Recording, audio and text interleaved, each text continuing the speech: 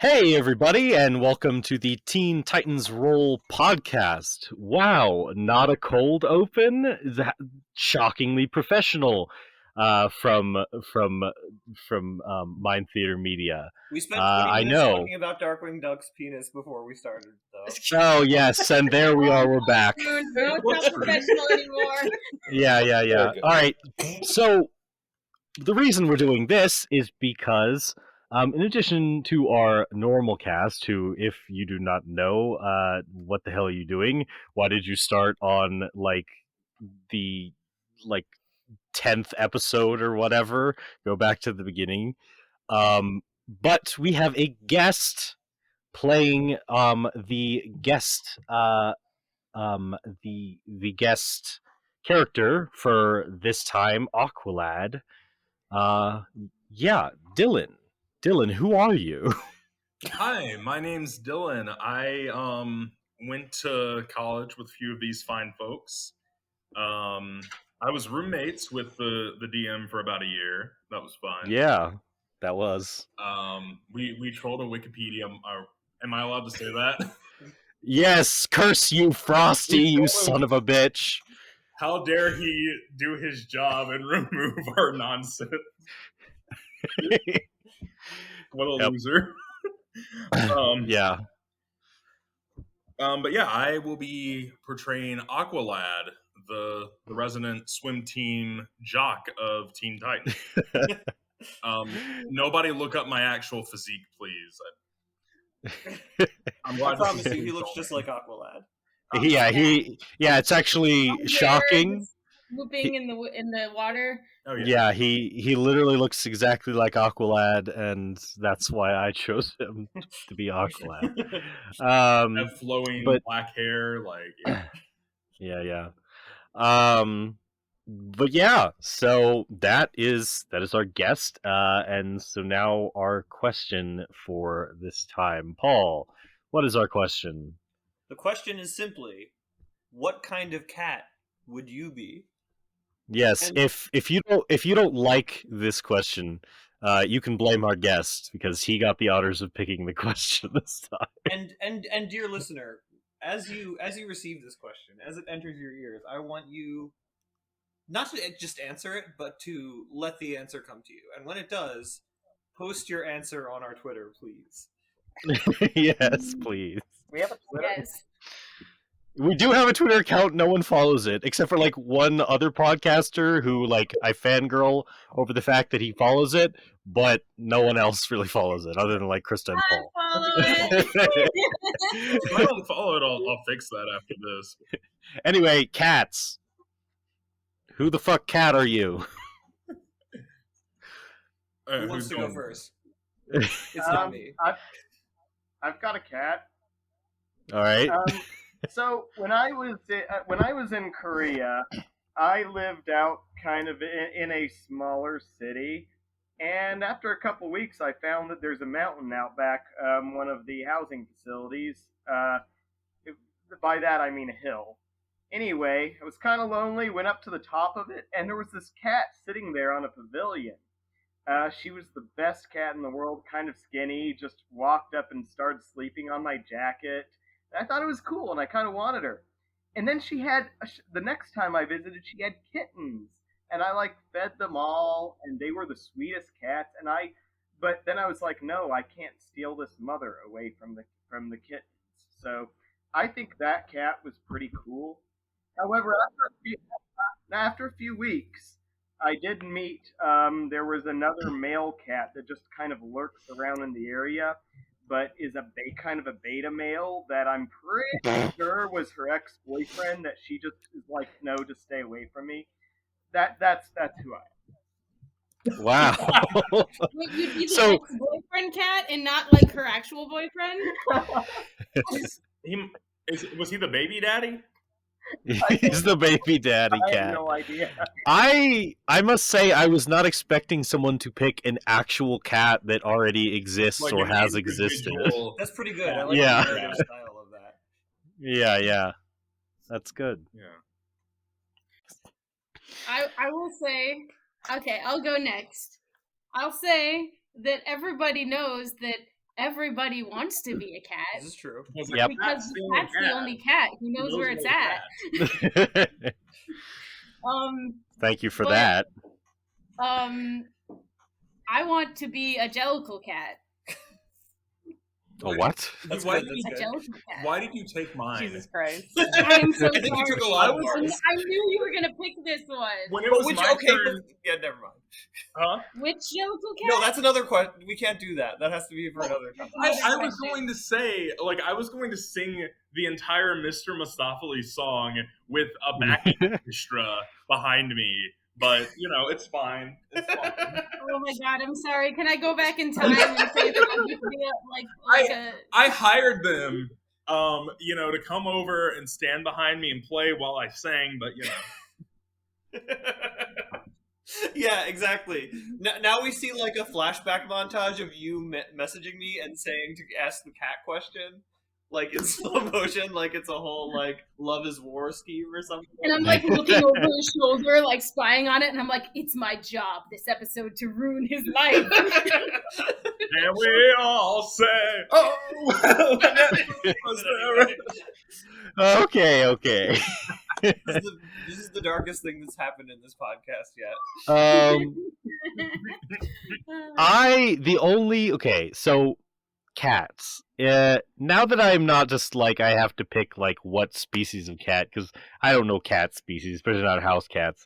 But like it's like what cat would you be?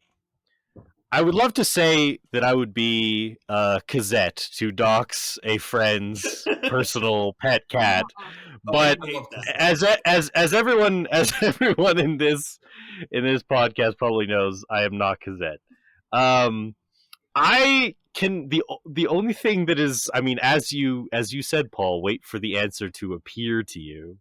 And this is what appeared in my mind, for better or worse. You can psychoanalyze me on your own time. Is the like racist Asian caricature dyad cats from Lady and the Tramp? I feel like that is me. The That Siamese speaks cats? to my soul. Yeah, the Siamese cats. I love That- how mean you are to yourself on describing yourself, but how accurate it is. Inside you there are two cats. Both of them are racist. I love them. My roommate's cat is half Siamese, and he is so noisy. So it's real. Yeah. That's good. I just I'll change my answer to like some like meme cat, like Pop Cat or something. Or yeah, Pop Tart cat or Rainbow Cat. Oh no, yeah, I'm Pop Tart cat. Yeah. Whatever, Neon cat. I feel like also to feed more into to paint a positive light on the horrible answer I just gave. Like when they say when they say I am Siamese if you please, I am Siamese, or we are Siamese if you don't please, they were owning themselves, and you know that's good and shit, right? You can, yeah, exactly. You can choose for us not to be Siamese. They're just like, whether you like it or not, we're Siamese. Bitch. Racist. Dude, if that movie were made not by Disney, I feel like the cats would have called Lady a bitch. Funny joke. She's a female dog. Yeah, dog joke. Anyway. Someone else go. We have 6 people now. We have 7 people now. Getting up in there towards that critical role number. Man, I want to be Thomas O'Malley, but I know I'm Garfield. That is true. When it comes to ginger cat, I'm nicer than Garfield, I think. You are nicer than Garfield. Yeah. But I like to chill and I like to eat.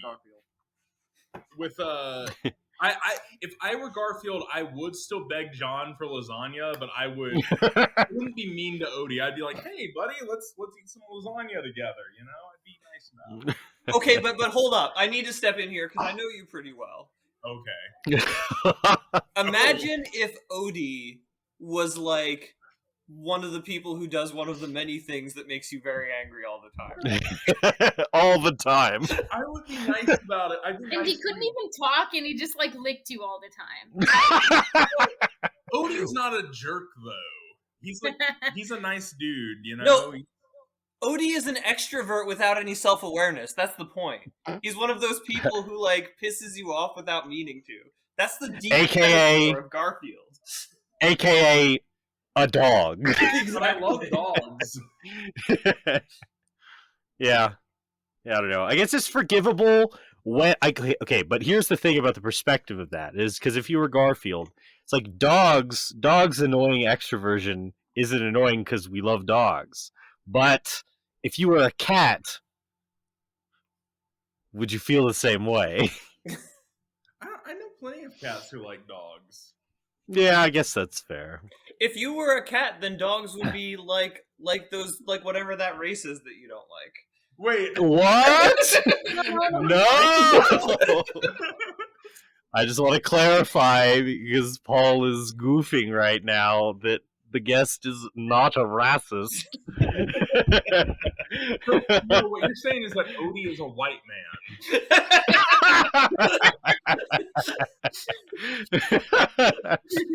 Okay, maybe the guest is a little bit What you're racist, saying but is it's that okay. Odie is British. Yeah, Odie is fucking British, and it's okay to hate Yes. British people. British people. I'm sorry. I don't mean to offend any British people. I just why do you somehow put like the R sound in your nose? Like no.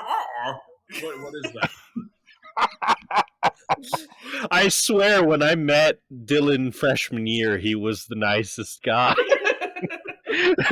Just kidding. I love the anti-British people memes. Okay. Let's go to Ryan. He always sighs. He always sighs. It doesn't matter what it is. I don't He think always I don't sighs. think it ever. I've gotten a question where it hasn't started out with a sigh yet. Yeah, This is and when Mom attacks us and tries and- to. and Robin sighs a lot too in your characterization It matches. of him. It matches really well. It does. It works. I'm not saying stop. I'm just saying. See, as a person who doesn't really like cats, What's wrong with you? I don't really. I mean, I can't really think of one in particular that I would be. So I may have to send this out to the group a little bit. Specifically, Paul. I don't have a cat. I don't know if I have a cat for you because you are a dog. I am a dog. I am You are like kind of a 100%. golden retriever man. I am 100% a golden retriever, which is If the he issue. would be a cat, he would be a cat raised by dogs that thinks he's a dog. Yeah, Yes, that yeah, does happen. So Or okay, like a tiger. No, maybe like a lion, because they just like chillax in the sun. I think don't he's a know. tabby. Like my tabby plays fetch. so I will say this right now. So I have two sisters. There's this Barbie, And there's they're this cats. Barbie movie. There's a Barbie movie out there. I can't think of what it's called right now. But in that Barbie movie, there is a part of the song that's it's a doggish cat, and You're there's talking a about the cat that Princess thinks and the it's like a Pauper. dog. What did she say? You're talking about the Princess and the Pauper. Yes, I like that you know Just like that. you. You're just like me. Yes, Yeah. I yes, feel that like song. I feel like if you're torn on the whole on choosing between the dog cat dyad, you could just be cat dog. I can be cat dog. That's like two different guys. Also, Ryan out here with the deepest cut somehow. I don't think anybody would remember that. So thank you for the support. Do you remember the villain in that movie? He's like, "You simpletons!" Or no, it was you simping simpletons. Sympian? Listen, You I will simping put that. I will simpletons. put that villain into one of my D&D campaigns someday. Stereotypical. I'm gonna use that voice for a villain in D&D, but he's just but he is just gonna call people simps instead. He was always like, "How can I betray you?" He had like that foppish British, you know what I'm talking about? Yeah. Okay, Charlie, please end it. Wait, I haven't gone yet either. Gladly. Oh, okay, someone. You can go first if you want. Go ahead. You can go, Charlie. No, I want to end it. Okay, fine. I put the idea in her head. Okay, so I've been looking at pictures of anime cat girls to try and give me inspiration for this year. And my answer is Jibanyan. Oh. So nobody knows Yokai Watch, even though it's a major, Nope. even though it's a major gaming franchise. I know it. I But mean, not very instead of- well, but Instead of Pikachu, they have a dead cat that got hit by a car, and whenever the kid sends him out, whenever the kid sends him out to do a fight, he just doesn't. He just is like, nah, man. And at one point, he's at their sleepover, and he's trying to watch porn with these kids. And What? What are you talking? What? What? Porn? Even in the English dub, I was horrified. What the hell? That was a little bit of Wow. trivia. That's not how, but it was. I Well, was okay. When you started describing that cat, I was gonna say, oh, like early first season Pikachu, but then you said watch porn with the kids, and I went, no, not like Pikachu at all. just like Pikachu. Pikachu doesn't know what porn is. He doesn't know Wow. what it is. Yeah. I just remember there was a weird scene where they. I don't even remember the context, but they were all. But he was at the sleepover, and he just was being real weird. Wow. Yeah, Okay. delivered it. Well. I will say. I will say again, Charlie. Please end it. So my joke answer was gonna be Grumpy Cat because that's just how I feel today. But so I had to look up cats because I'm gonna give an actual answer and of a real cat breed. As I was looking at the different cats, the one that stood out to me was the wild cat that pretends to be domesticated, which is the Bengal, and I just really relate with that. Yep. That's legit. So that's me. That's a fair, legitimate answer. But also, I'm Grumpy Cat. So You Raven. did it. So Raven. All right. Well, with that out of the way, I think it's time to start our episode of Teen Titans Roll.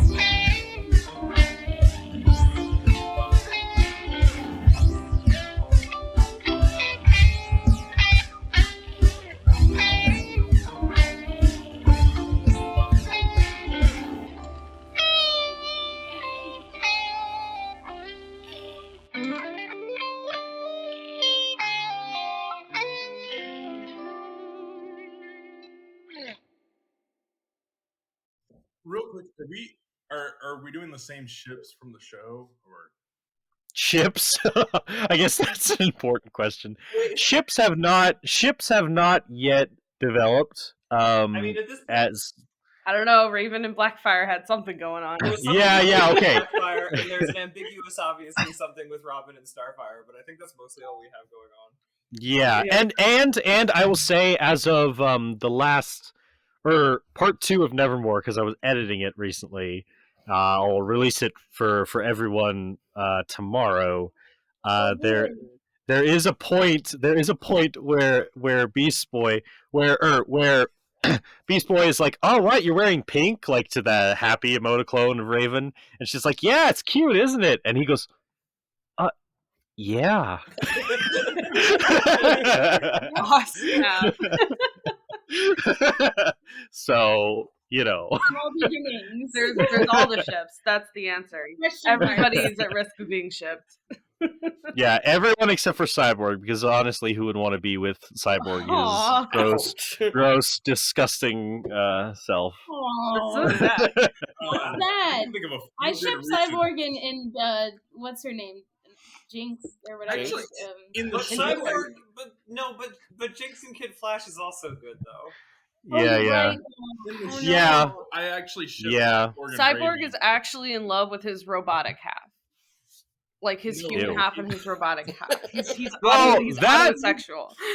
Okay, that is actually sort of true because there's a whole episode about when he like does the disguise thing or whatever, and he looks like a normal person, and he's all like, "This is the real me," and I wish I were this way, and all that stuff. Okay, I was like, I don't remember the episode where Cyborg jerks himself off with robot parts. That's what I was waiting for. No, it's the reverse of that. When he kisses his bicep and says, "Oh yeah." Cyborg X Raven. That's his human self. It's a low key sort of like two kind of the more mature members of the group. Like they have their own thing going on. I'm making stuff up. Okay. Cyborg is the oldest, so it's weird if he likes it. No, I'm kidding. He's officially turned 18. That's the problem. He's past that part. Oh, I did not know that. Yeah. He needs to go like hang out with the Justice League and have like. He needs to go hang out with the Justice League and be mistreated by Joss Whedon. Yeah. Oh no. Okay. So to begin, there's all that stuff that happens for viewers that we're doing stuff from like the Teen Titans perspective though, so they don't see it yet. Yeah, exactly.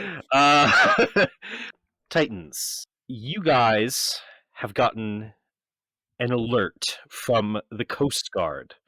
Some fishermen were recently picked up in a lifeboat, and they had a very interesting report. They said that they were attacked. They were hauling toxic waste, and they said that they were attacked by a strange fishman with a big golden fork. He seemed to be everywhere at once, and he attached these metal clamps to the ship that pulled the ship under the waves, and they barely got onto their life raft in time. It was a small crew. But unfortunately, 40 barrels of toxic waste were lost, and the Coast Guard is quite worried that if any of those barrels do become punctured in the wreckage of the ship, they could leak out and wreak havoc along the California coast, and the ecological situation would be quite bad. Because of this, the involvement of this weird fish person that they don't know anything about, they're not willing to bring their submarines, which into this. They have requested your assistance. You guys do have the T-sub, which is you guys have had some time to prep, and you have Cyborg, you have finished prepping the T-sub, which I have posted stats for in the group chat. I have designed I would actually like to go through that in recording, just for the sake of listeners who may be interested. So the T-sub I designed based off of the shipbuilding rules in the Ghosts of Salt Marsh module, and which is an official Dungeons and Dragons module you can buy if you are interested.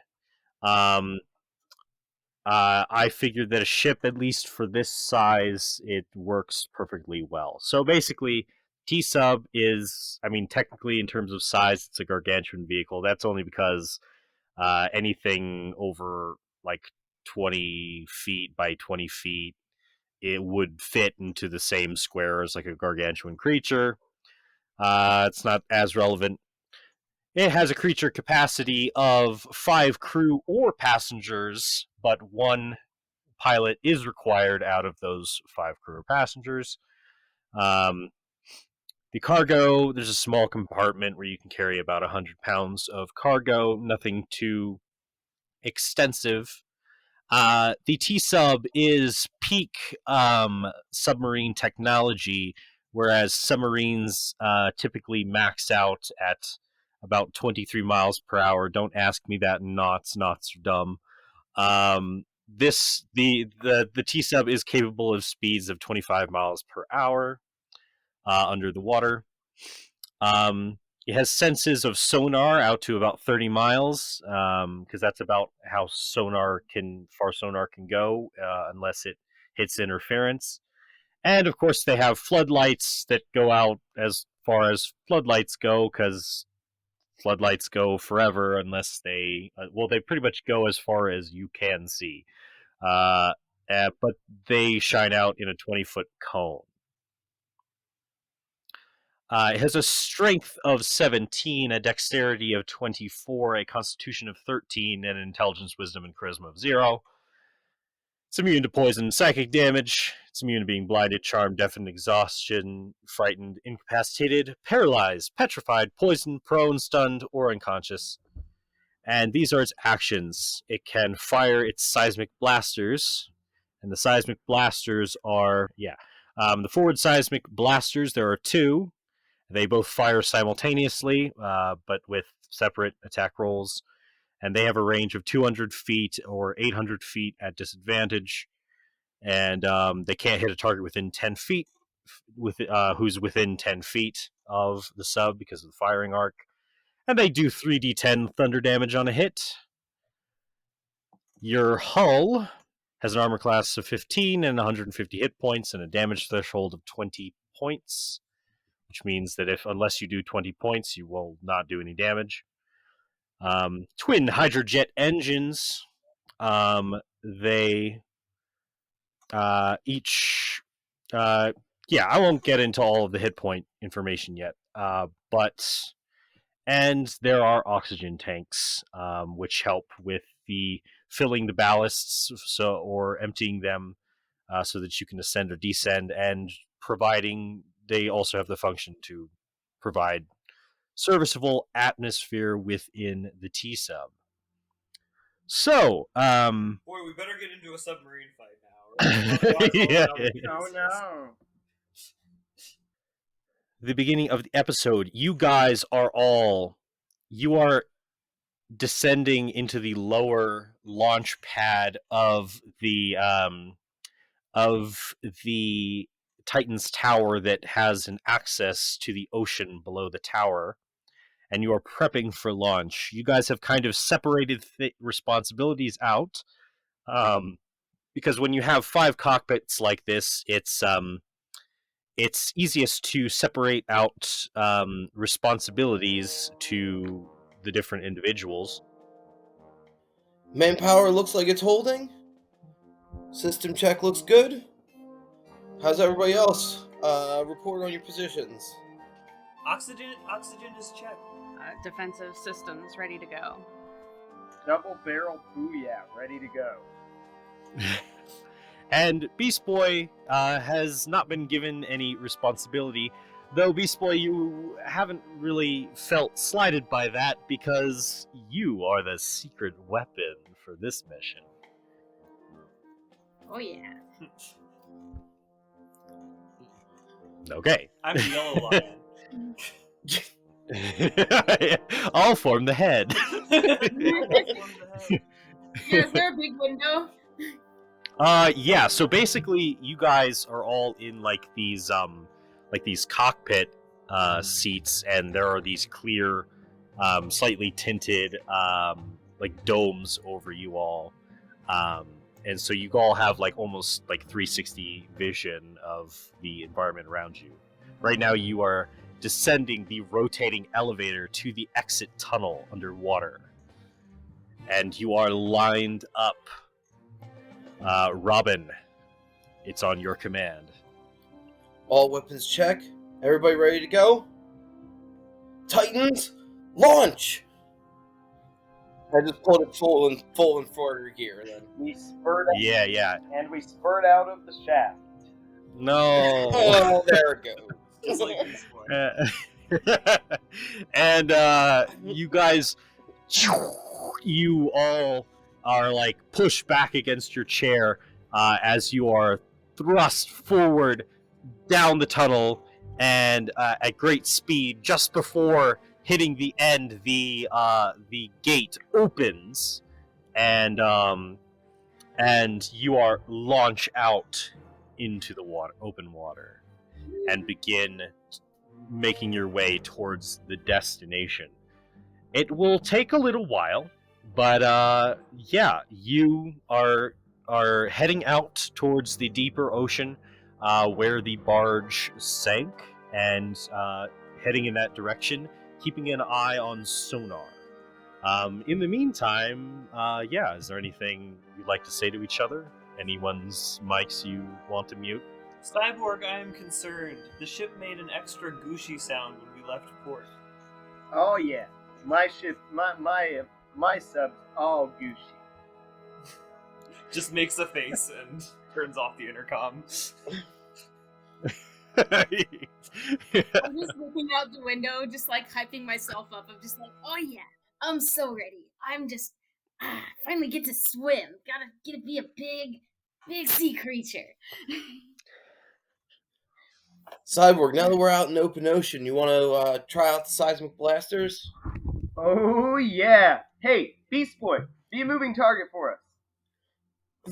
No. Beast Boy, don't do that. Beast Boy, belay that order. I point the blasters in directions that don't look like they're gonna hit anything, and go. Yeah, I mean, yeah, it's pretty much open ocean at this point, Yeah. so. I shoot my cannons. All right, you fire the. That was a funny sound for that. Firing of the cannon. Yeah, you fire the seismic blasters. They ripple with motion as the sound waves affect the water, and also it's like that blue energy, like, you know, stylization of like the thunderous energy that's the same technology as your arm cannon, as it fires off into the ocean. And yeah, I mean, any whales probably know where you are within several miles. Do I get advantage on my attack roll to hit water? I hate you. Okay. So you guys are continuing along. Robin, as you get closer to the location, you get a ping where you were expecting on the sonar. Eyes ahead, guys. We're almost there. All right, and at this point, as you guys had probably discussed, this was the point where it would have then been prudent for Beast Boy to hit the water once you made sonar contact. Beast Boy, you ready? All right. And what was the instruction of what I was I like? It was a toxic waste, right? Yeah, there's toxic waste out there, but basically because of this weird fish guy that you guys don't know about, you're basically like you're there to like defend the sub in case you guys get attacked. Okay. So I'm just defend this sub and scout it out and stuff, right? Yeah. Sweet. So yeah, are you going out into the water? Beast Boy prepped and ready. All right. So Beast Boy's chair begins to descend, and so basically you descend to like a compartment that then fills with water, and then you are like jettisoned out of the bottom of the sub. What aquatic creature are you taking on as your first animal for? I will start as a reef shark. A reef shark. Can you tell the listeners a fun fact about reef sharks? I can look one up. That's fine. We can edit it out to make it sound like she knows about reef sharks. I could just edit in like some like stolen audio from like a BBC like thing where they're like reef sharks like have This is an educational podcast. yeah, I can put educational on the tag. Okay, so you are a reef shark swimming along with the submarine as it approaches this open area of the ocean floor. I'm sorry. Yeah. Every single I feel like every single animal I should give like a weird like mating like fact. Oh, a mating fact? Absolutely. Yes, please. All right, so what's the reef shark's weird mating fact? Okay, I'm on Wikipedia. Let's see. Mating. Just Control F mating. Reef shark. In a reef shark, mating is apparently an aggressive affair, as females are often found with biting scars and wounds on their side. Dear God. Hot. Starting the bit out with a bang. Great. So as you guys approach the bottom of the seafloor, you are right on that edge where if you kind of veered off into lower territory, well, the water pressure is significant. You definitely, Beast Boy's the only one who could safely be out of the sub and not experience those effects. And if you guys went any deeper, though you don't expect to have to, you would start to feel those effects even on the sub itself, as it's only rated for to go down so deep. But the ship has just hit the regular seafloor, and it doesn't seem to be an issue quite yet. You see on the floor, you see this ship. And as you shine the forward like floodlights onto it, you do confirm on the side this is the SS Varga, the ship that you were informed was pulled down to the bottom of the ocean mysteriously. And there are all sorts of puncture holes, and broken portions of the ship inside. You were informed that the toxic waste was on the surface of the ship, and they were in a storm when they were attacked, and they were trying to cover the barrels with a tarp to hold it down. As you go over, you don't see any of the barrels lying around where they would be on top. Though as the ship sunk, I guess it would be possible for them, being lighter than the boat, to have dispersed and hit the sand in various places around the ship. But they at least should be scattered around the wreckage of the ship if they are still here. I got a bad feeling about this. So what you're saying is they probably didn't just sink. They probably were sunk by something, and then the barrels were taken. That's not good. Yeah, what would you guys like to do? For instance, Beast Boy, would you like to try to get a closer look at the ship? I would like to swim over to the ship and try and scout it out. Okay. Yeah, the ship, so basically, like, you guys can kind of get a look, like, doing a perimeter and looking with the strobe lights, and that'll help Beast Boy out a little bit, but Beast Boy's the only one who could, like, for instance, like, actually swim into the wreckage proper. So, as we've established, I can't go into the ocean, even though I can go into the right? No. Actually, so I will... So, you have vacuum support, so you are actually fine as far as breathing, but you will start to experience the effects of the water pressure after a certain point. Now, you are resistant to bludgeoning damage, so that's, you'll probably be fine for a while, but... Even worse than that, I'd get all wet, and I don't think I want to do that. Yeah, the salt water, it makes your hair kind of like sticky. Yeah, my hair gets all afterward, frizzy when it's too wet. Yeah. Can I have my hand-dried Beast Boy? Your hand will start to experience the effects of water pressure. Okay, then. And as a homunculus, it will die very quickly. Yeah, so are you trying to look around for stuff, Beast Boy? Yeah, I kind of circle around it, and then I try and see if there's any like holes to go inside the ship to like investigate. Yes, indeed, there are punctures in the side and great like gaping portions where the ship is broken open, and so you can swim as a creature that size. You can swim into it fairly easily. I'll go inside. All right. Are you looking around for the barrels or anything specific?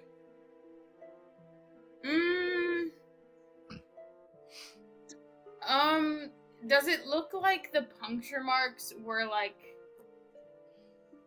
I want to investigate the puncture marks. Does it look like the ship was attacked, or does it look like it was from just like wreckage from like sinking? Okay. Yeah.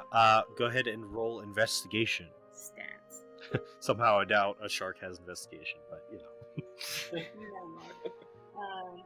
Beast Boy doesn't either. Nope. It's intelligence then. Yeah, no, it just has perception. Okay. Which aren't you glad that as a druid you can keep your own intelligence, even though some animals would have higher ones than yours. Jeez. Yeah, some would have higher intelligence probably than. Well, yeah, I have a score of 9, so that's not too bad.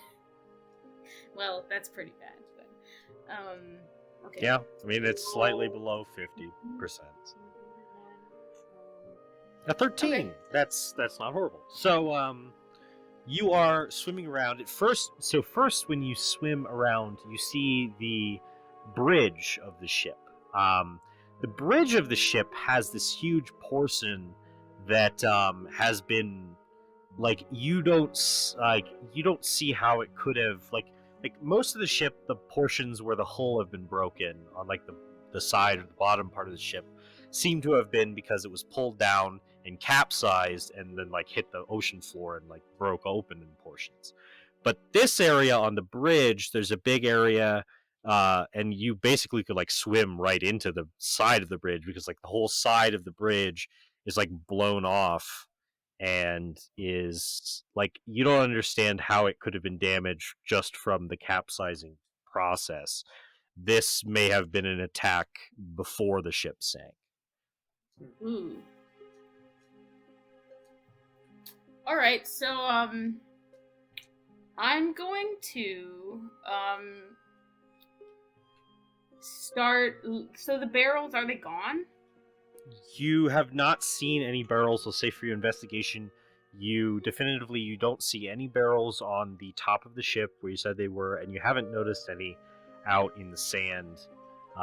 Though, I mean, as a shark, you kind of have a natural sense of ocean currents a bit, and they could have moved a bit from ocean currents theoretically, but and there's none you're not inside. sure. You haven't noticed any. Do you want to go deeper, within the belly of the ship? Yeah. Okay. So you swim into the ship through one of the openings on the side. Aqualad, you have some new visitors. You don't know why they're here. You don't know what they have to do with Triton, the criminal that you've been pursuing. You know he sunk this ship. You don't know if they're allies or enemies of his. Would you like to roll stealth? Or would you like to do something Yes. else? I'll roll stealth. Okay, go ahead and roll stealth for me. Okay, that is a 10. What is the passive perception on your reef shark, Beast Boy? Let's see. Perception is +2 on a reef shark, so that's That'd be 12. 12? That'd be 12. Yeah. So, as you are swimming in, you swim in and you notice in the darkness this shadowy silhouette. It tries to like step like into like a doorway on the inside of the ship, because like now you're swimming amongst like the actual like halls of like the under portion of the ship, the below decks portion. You can't really make it out. Also, I mean, you are probably operating off of dark vision, so everything kind of looks like gray tones anyway, and it's very, very dark down here. But you notice this thing. Shark has blind sight of 30 feet. I actually was curious about that. I didn't know. Okay. Cool. Yeah. So you definitely sense the motion, and then you kind of look in that direction, and you do notice this shadowy figure moving. The water rippling kind of around it as it tries to like take a step back into a hall. But you do notice it before it can do that. What would you like to do? Does it's like it can clearly see me, right? You believe it could. It reacted to you entering, and it does. Its shape is like humanoid. Okay. I'm probably gonna go back to the ship and report this. Okay, so you just like turn around and like just start swimming out really quickly? Yeah, I'm hoping that it thinks that whoever this is. Okay, wait. I mean, okay. So at this point, Aqualad, you notice a green reef shark. That's not normal. No. And yeah, no, like my first initial reaction, I turn around. I'm trying to pretend to be a normal reef shark, even though I'm green. Okay. So you notice a green reef shark. It's not typical. And I guess Beast Boy is accurate that it just like turned around and like started like swimming out of the ship. Yeah. Okay. So you notice this. I'm also worried there might be like an ambush waiting. So. Right. All right. Yeah. I mean, how do you want to interact? Do you want to pursue or try to stop this reef shark? Call out to it or anything? Yeah, I think I have a spell that does that. Well, I mean, you can just talk to fish, just as yourself. Oh, okay. Okay, I don't have to like cast anything. No. Okay, then in that case, I'm gonna be like, hey, why are you green?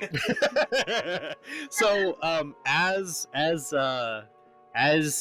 you shoot out of the entrance of the ship to try to warn your friends, suddenly you kind of like hesitate for a moment, Beast Boy, as you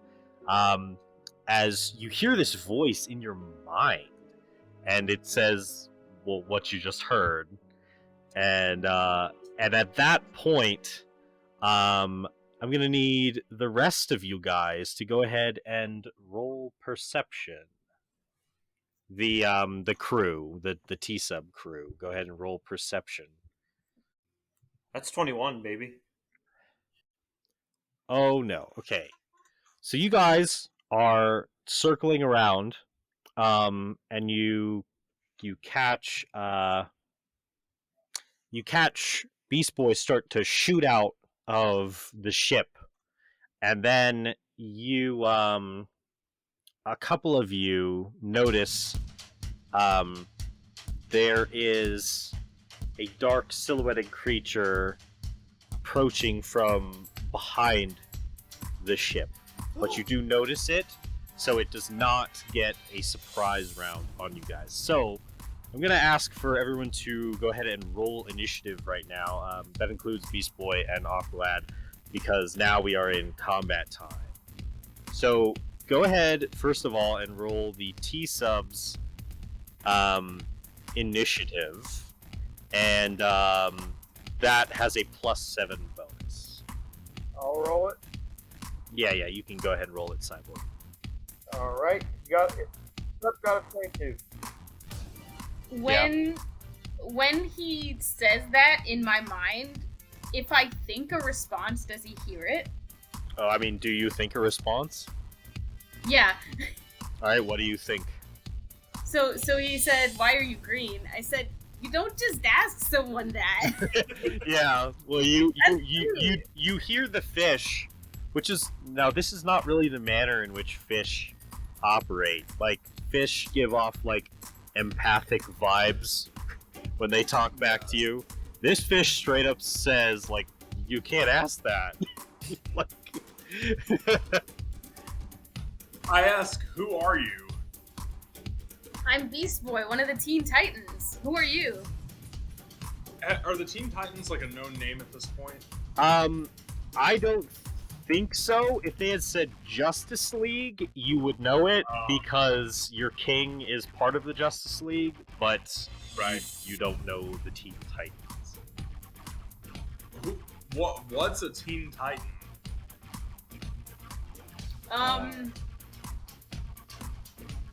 Yeah, I'm thinking he might be possibly a threat or what we're looking for at this point. Yeah, okay, so let's get the initiative together, and then we can do all that. Alright, so let's do, there's a 22 for T-sub. 9! I'm slow. Wow, that's impressive. Wait, are we rolling initiative per person or just for the T-sub? If you would like to act, if you would like to try to figure out a way, now most of your turns will probably be irrelevant while you're inside the T-sub, but if you think you could do something like with spells and stuff, feel free to roll your own initiative, and then I'll ask everyone each round if they think there's something they'd like to try, and that'll just keep track of the order of it. Okay. Yeah, you have nothing you could do. So whoever pilots the sub, I mean, I think you're going to have to use your own actions to pilot the sub, and then whoever is operating cannons, if they're going to fire that round, they're going to have to actually use their action for that. So in theory, if you guys want to use the seismic cannons, I believe at least the responsibility, the controls can be switched at any time, but the responsibility was left to Raven to fire the seismic cannon. Raven's the gunner? Oh, geez. Yeah. I don't know. I didn't sign up for this. So you say it was an action to maneuver it and an action to fire the seismic cannons? I'm gonna say no, it's not an action to move it, but like what it is like a person has to pilot. So technically one person could do all of this, but splitting it up, I guess, I mean, it makes sense in game. I'm not exactly sure if it makes sense mechanically, but that is kind of the idea that whoever's piloting is piloting right now, and whoever is shooting right now. If you'd like to do something else when it gets to your turn, that's fine. But if you wouldn't, you'll have to decide at the top of the round which is the T-sub. The T-sub gets to go first. Now, this thing is behind you guys, so it is not within the line of sight. It's just like a shadowy figure that you guys have noticed come up behind you. But yeah, so I say we light it up. Like, if anybody has fairy fire, now's the time. Okay, I got this. So basically, you guys, so the T-sub moves first, and so whoever is controlling, and that could be anyone. So if Cyborg, if you want to like cast fairy fire or something, you could like switch piloting controls to Robin or to someone else. Right. Robin can't do anything else, so I can take over the piloting. Yeah, makes sense. Basically, any of us on our turn can decide to use the T-sub. Yeah, now there are only certain systems that are actually relevant, like piloting and guns are really the only relevant thing. Right. like it doesn't like Starfire can't really do anything with like the oxygen tank meters. Listen, I'm making sure we all stay safe. Yeah. Okay. So, yeah. What do you? Yeah. Are you guys trying to move about to get a line to get a shot in on this thing? I'm gonna try and maneuver the sub to get in line Okay. with this unseen attacker. Yeah. You shift the sub around. I'd say now the turning arc is kind of punishing, but it I mean you're fighting against like a little humanoid sized person, but you get turned around and you're relatively aligned. Does someone want to fire the cannons? This will be your action for this round to do so.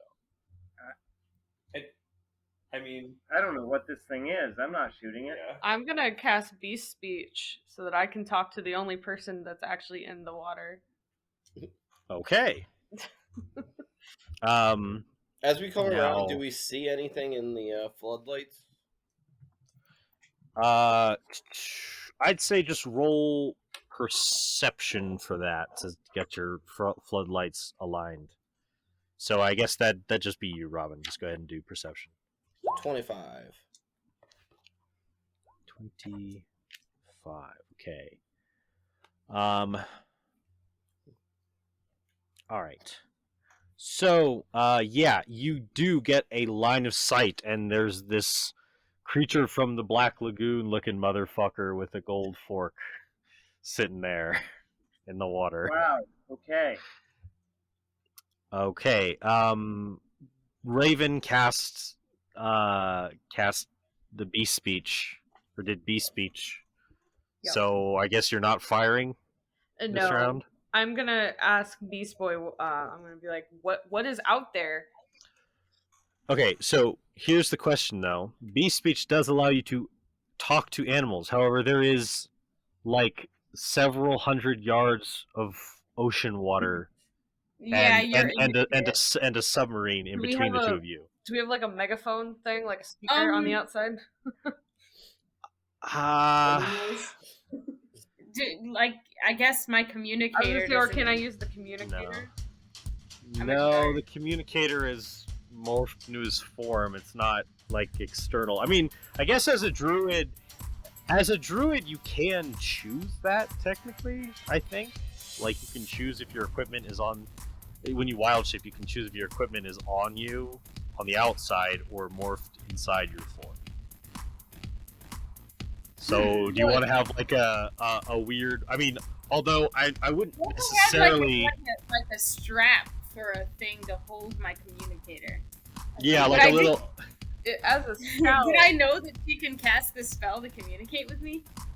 I mean, the real question is, do you think Beast Boy would think of that? Yeah, I don't think he'd necessarily think about it. he went to go scout, but he didn't think of a way to communicate with us. I mean, I mean, that's That makes sense. Player. That was just my. I would have probably someone like Robin roll intelligence to remind him to do that. So I mean, yeah, I mean, sure, the leader can roll intelligence to see if he led his team well. Yeah, say it like that.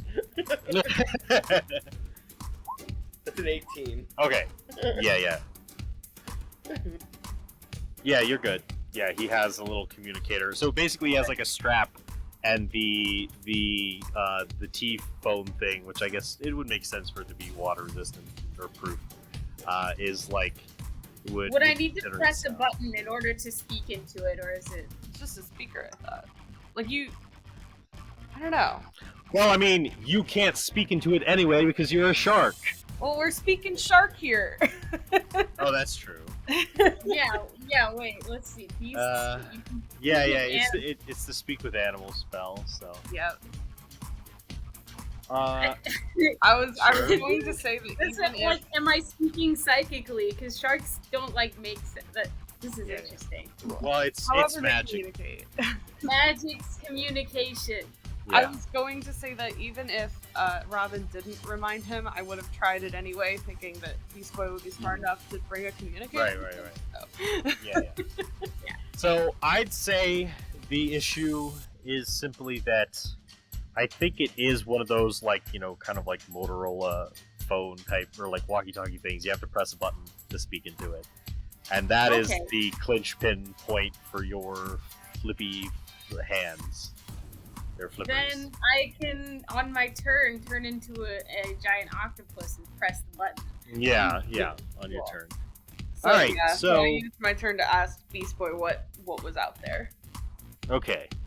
All right, but the ship the ship doesn't fire then this round because the person who was in gunner's position didn't do so. You guys could, for next round, you could switch controls or do whatever, but for this round, it's just you get an eye on the enemy. All right. Does anyone Cyborg, a Starfire, or them? Do you guys want to try to do anything? You do have line of sight on this thing.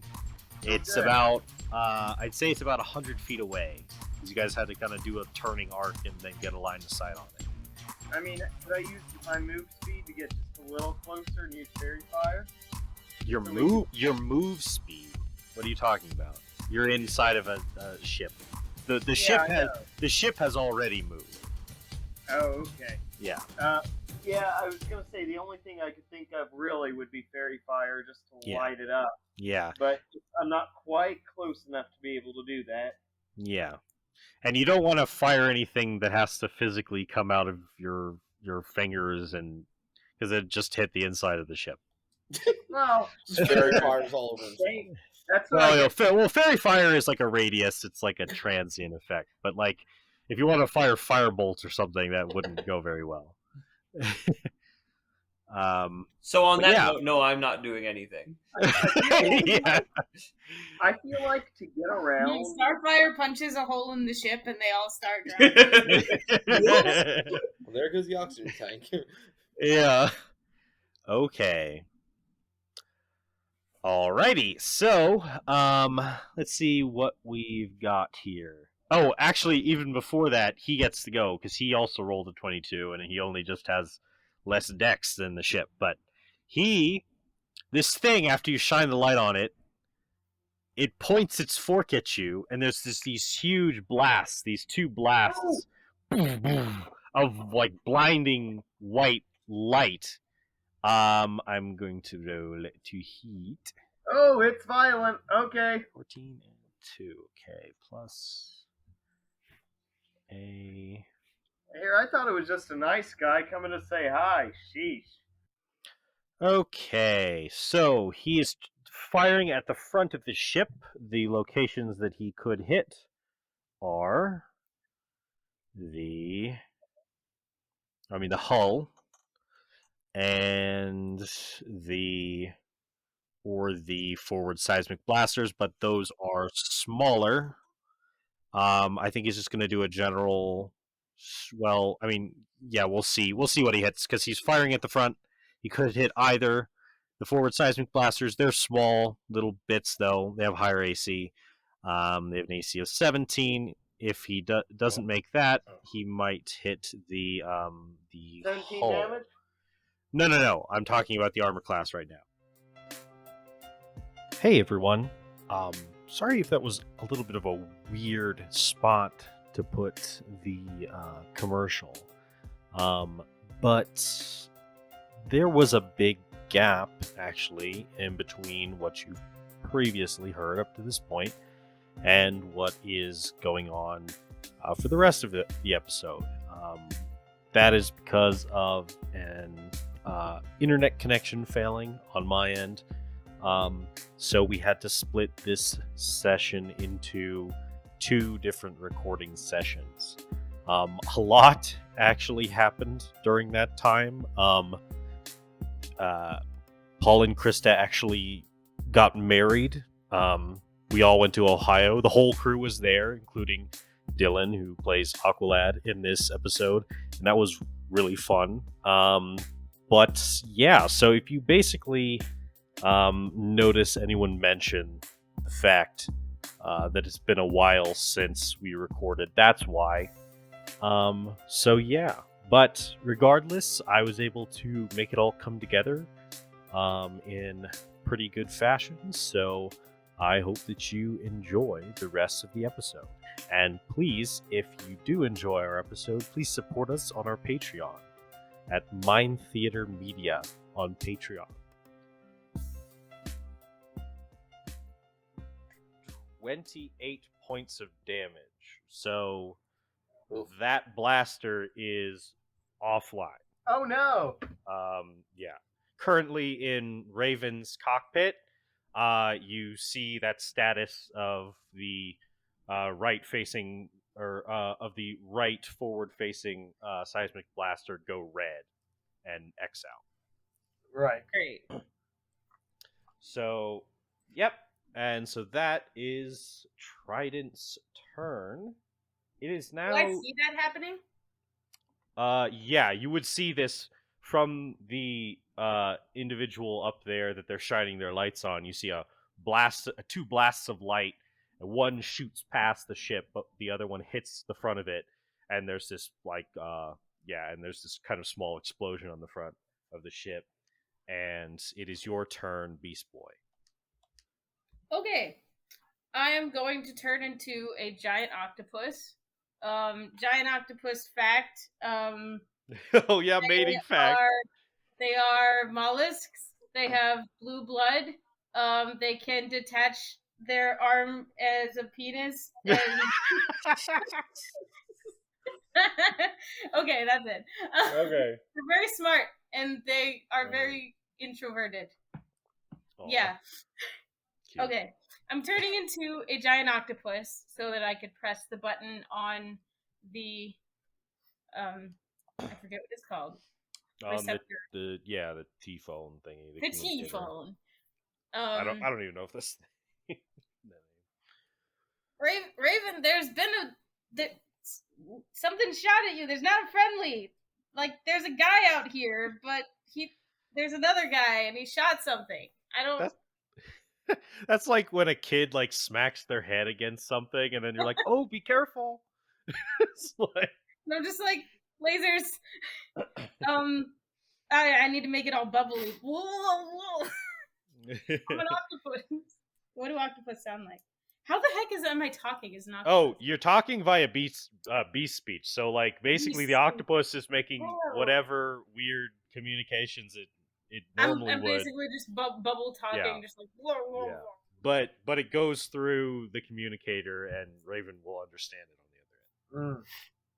So, yeah, I inform her there's a guy, and I don't know what his deal is, but I just saw lasers, and I'm asking, "You okay, Raven? What happened?" And where am I locationally? Do I respond on this turn, or yeah, you can respond quickly on the turn. Also, did I already fairy fire this thing?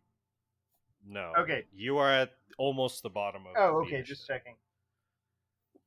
So I'm like, there's one guy.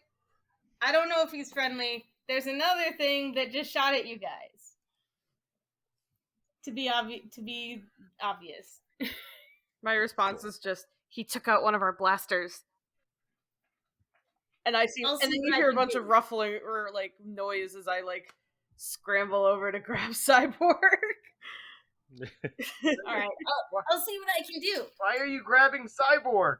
I don't know, or somebody who's better with weapons. Oh, sheesh. If you want to swim out there in my cloak, you can. Okay, so how far away is the thing or the guy that shot the laser? Okay, the guy that shot the laser is probably, I'd say the T-sub was probably like flying over the wreckage, probably about 50 feet overhead. Just because the ship's pretty big. Well, not that high. Probably from the surface where you swam out at the bottom of the ship, I guess. Well, actually, I'm going to look up how tall is a cargo.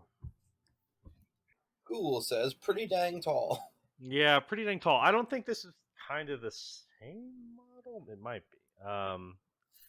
Yeah, that seems a little big. I'm gonna rule the ship. So they're a little above the level of like the top of the ship, and the ship is probably, I'm gonna say, at least. So I'm just gonna say 100 feet, given how much you swam From me? already. Yes, and behind you is the mysterious person that you met in the ship. Okay. Did that take my action to talk in the thing, or do I still have an action? No, that was just That's a free action? that was basically like the talk action. Which Okay. is free.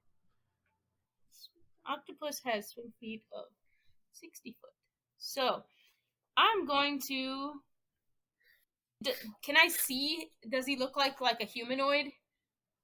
The entity shot the above. laser?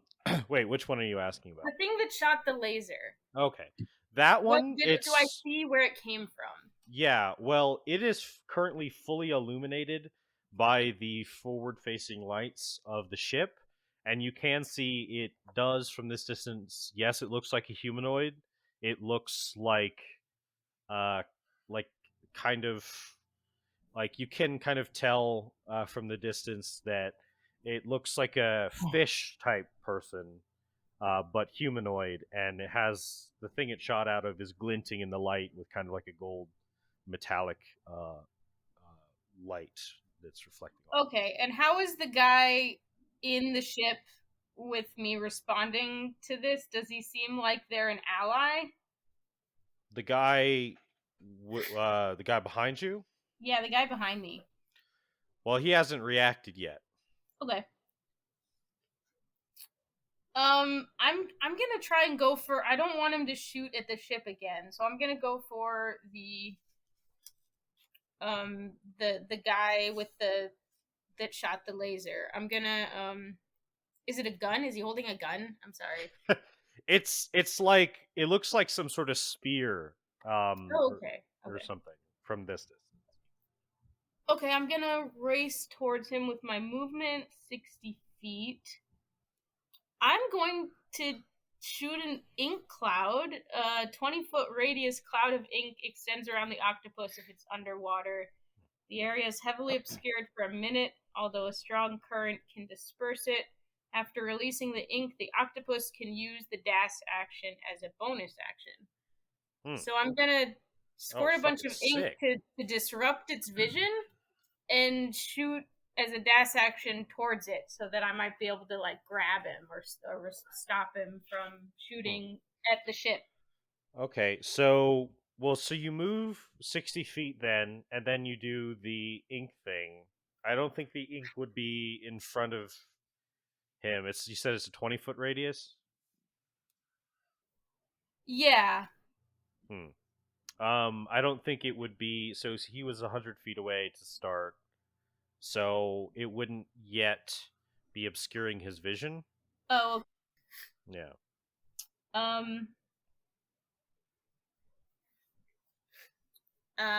Would it be obscuring them, like them from seeing? What would it be obscure? Like I'm trying. It would. So, no one's within the radius currently. Okay. But if the individual behind you, I mean, I guess for ease, I'll just say Aqualad. If Aqualad were pursuing behind you, then and like suddenly there would be a big it would prevent him from pursuing me. Well, it would at least prevent him from having line of sight on you, I'll in his next turn. Yeah. Okay. I don't know if this guy is friendly or not, so yeah. I don't want him to come after me. Gotcha. Alrighty. Is that the end of your turn? I guess that would that land me like right next to him? Yeah, you would be able to get right in front of Okay, the I'll get right guys up one. to them. All right. You at this distance at the end of your turn you see, yes, it is like this fish man, and he is holding this golden like fork looking thing. It's like a spear but it's got three. I don't even necessarily know that Beast Boy would know what a trident is, so it just looks like a fork I've to you. seen Little Mermaid. Yeah, but you were like, oh, the big fork. The big fork. um I'm talking to the receptor. He's got a big fork. yeah, and he's kind of startled to see you. And yeah, so that's your turn. So next is Starfire, who rolled superbly low given her dex bonus. Oh, so also Aqualad saw me change from a reef shark into an octopus. Yes, yeah, I'll explain all of that to him again Yeah. when it gets to his turn. Yeah. So Starfire, it is your turn. You're inside the ship. You have seen recently the ship like start like quaked as it was hit by a beam of light, and Raven started like yelling at Cyborg about the weapon systems. Currently everything is green on your end for the oxygen. That hasn't been compromised yet. Okay. It was just the front of the ship that was hit. So yeah, what would you like to do? So what of the whole Triton incident have I been able to witness with my eyes? Well, you saw this creature show up, this humanoid creature. The ship turned about to face it, and you thought you guys were going to fire, but you didn't, and then it fired at you, and so you do see this like fish humanoid, like probably like 40 feet ahead of the ship, and the seismic like in line of sight with like the lights on it. Okay. And pardon me if I'm wrong. I think we discussed this before the time jump. But am I able to breathe underwater? You are capable of. You don't require vacuum support. So your lungs basically, yeah, they can. You don't. Who even knows if you have lungs, honestly? Because like, yeah, you can operate underwater fine. However, you would know that spacefaring is more about heat control and resistance to cosmic radiation. Right.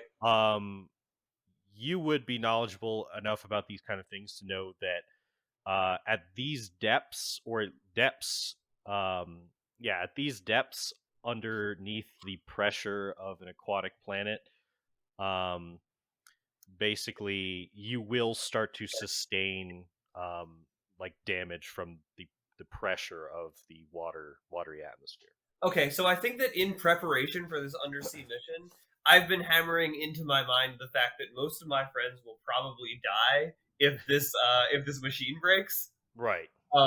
So I sort of have running on a tab in the back of my mind, like, hey, if this hull breaches, you gotta like clear things out and get everyone to the surface as soon as possible. Yes.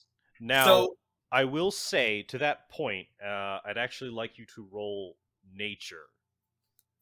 okay, nature. Do I have? I don't. I don't. Yeah, I don't have proficiency in that. Yeah, why would I have proficiency in that? I got 9. Okay. I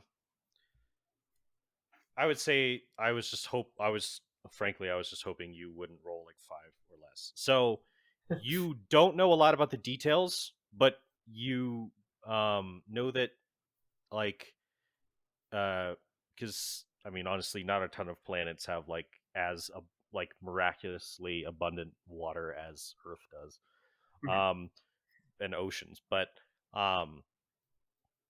there is a situation that you recall. You don't recall the details. Something involving nitrogen in the bloodstream in some humanoid types, where if they ascend levels too quickly, they could die.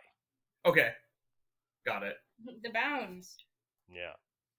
All right. So, yeah, I mean, that's generally the plan. Like, I'm not going to, blast up there as fast as humanly possible, but just try and get them to the surface as safely as quickly as possible. But all this is to say, taking up a lot of time on my turn where I'm virtually doing nothing. I'm just going to ready an action and attack action. If anything breaches the hull, basically. Okay. Okay, so if anything like physically breaches the hull and reaches it, okay. Yeah. Now, Cyborg, it is your turn. All right. Can I see the shadowy humanoid figure? Yes. Now, it is full. This one, oh, well, you can see the fish guy who's fully illuminated. You heard distress, that Beast Boy has encountered something else, but as you look down in that direction, you just see obscuring the line of sight to that direction. One, it's very dark outside of the beam of light, and two, there's like a big ink cloud. Okay. So you have not seen that one yet. Sorry. But yeah, you do see this. I think I said like 40 feet away. You see this fish dude. Okay, it's a fish dude. Yeah, fish humanoid. dude. All right. Yes. I'm have some devices magnetically stuck to the outside of the sub. I am going to blast one out at that thing, and it is the Vortex Warp spell. It needs to make a Constitution saving throw. Okay, cool. Wait. Hold on. Let me make sure I'm. Oh yeah, that's it. It'll do what I want it to do. Okay. All right. It rolled an 18. My spell save DC is. Well, I actually rolled a 19. Crap. The +1. My spell save DC is an 18. Blast it all. Damn. Yeah, it didn't have a good bonus, but it had just enough to get past. So yeah. Well, I would have succeeded on an 18 anyway. But Lame. yeah, so you try to affect it with this kind of like quantum magical technology, and it kind of, the space around it sort of shifts weirdly, but it seems to resist the effect. All right. And I don't think there's really anything else I can do on my turn while I'm in the sub, is there? Okay, you could, as like a free action now, Raven kind of said, like, kind of panicked and pointed you out to the fact that one of the blasters is damaged, and she seemed to want you to take control of the weapons. Yeah, I'll take control of okay. Wait, take control of what? The weapon system. Sure, I got the weapon system. All right, so you've got that now. All right. But somebody else can grab it from me if they want to shoot something. Okay. Cool. All right. Now, bottom of the round, we have Aqualad. Aqualad, you saw this reef shark, this strange green reef shark, suddenly morph and change into an octopus, and then shoot off and expel an ink cloud to obscure line of sight to it. And it shot up. And now you did also see, just before this, you noticed your mark. Yep. Triton, the criminal who you're looking for. And he seems to be hostile to this group of surface dwellers in their submarine and has damaged it. So you can pursue. You have the octopus created an ink cloud, so you don't have direct line of sight. However, you can move plenty quick to circumnavigate that quickly if you want. Yeah, I'm gonna go around. I'm still going after. I know his name, right? My mark. Yeah, it's Triton. Yeah. He's a dangerous criminal. Yeah, I was about to say, like, I just wanted to make sure. Yeah, he's not just like a vague fish guy to me. I know him. Yeah. You know of him. I'm gonna try to swim close to him. And all right. Yeah. I may just go for an unarmed strike if I'm close enough for that.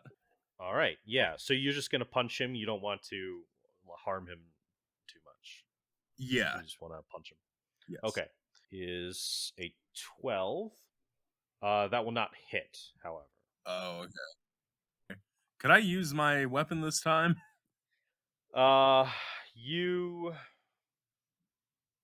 I'll say yeah, sure. You just Okay. kind of quickly whip out. You swing a haymaker at Trident, who ducks, and then you pull out your rapier. You're not messing around. But you rolled a 15, so that will hit him, and so it automatically rolled your damage dice. It looks like. So 13 points of piercing damage to Triton. Trident. I keep calling him Triton. What the hell? Damn it. Okay. Wants to attack the surface world because he's mad about who his daughter's dating. Yeah. You thrust you're using a rapier, correct? Yes. Yeah. So you thrust your rapier in, and it stabs through him. Do you want to do a divine smite on that hit? How do I do that? Basically you just when you hit with a melee attack, you can choose to do divine smite, which is usually an extra 2d8 radiant damage on top of whatever damage you've done. Okay, yeah, I'll do that. And yeah, so now okay. Yeah, so you'll do that? Yes. Oh, I found it. Yeah. And you can do even more if you spend spell slots. Okay, so 9 extra points of radiant damage. That is actually... Okay, so here's what happens. So everyone, you see this... Suddenly there's this whoosh of, like, rapid movement. And it's actually strong enough to probably create a current to dissipate the... or to start to dissipate the ink cloud as this other entity, it bursts with incredible speed into the line of sight of the ship with the lights. You see this individual, this humanoid, clothed in blue, glinting, kind of like chainmail elastics, and he swings a fist at the fish person and then pulls out a sword. It stabs into it, and then half a delay, like half a second delay, there's this burst of divine energy, and the creature is blasted back, yelling in pain, like out of the line of sight. It is, you think you got him. It could have been overkill, but you were told Trident is extremely dangerous. You shouldn't hold back. So basically, he is blasted off into the water, and everyone kind of loses sight of him in the darkness as he descends down to the ocean floor. So that is that turn. Yeah, so that is your turn. That's your action. Would you like to do anything as a bonus action? Did I detect good and evil on this crew last time? You haven't yet. That is let's see, detect good and evil. Is that a bonus action or an action? Oh, that might just be an action, yeah. Yeah, that's an action. Okay. So you could do that next turn. Yeah. Yeah. So yeah, you can do that next turn, but now you turn, kind of look over your shoulder at the submarine and the octopus in between you and the submarine. I'm very interested in the shark that became an octopus. Yes, you can use a free action to communicate under the water. You don't suspect that the individuals inside the sub will be able to communicate with you that way, but you can communicate with the octopus. Yeah. I ask, who are you? I told you I'm Beast Boy with the Teen Titans. Who are you? How did you do that? All right. I think with that interaction, before you can interact more, things will progress a little quickly. So basically, it goes to the submarine round. Basically, Robin, as far as piloting goes, you now have this individual, this unknown individual. He looks to be, he is appears to be male, um, uh, like elven, black long hair, probably just under 6 feet, and he is surviving fine outside of with no pressurized suit, or it doesn't appear that he has any breathing apparatus, and he blasted the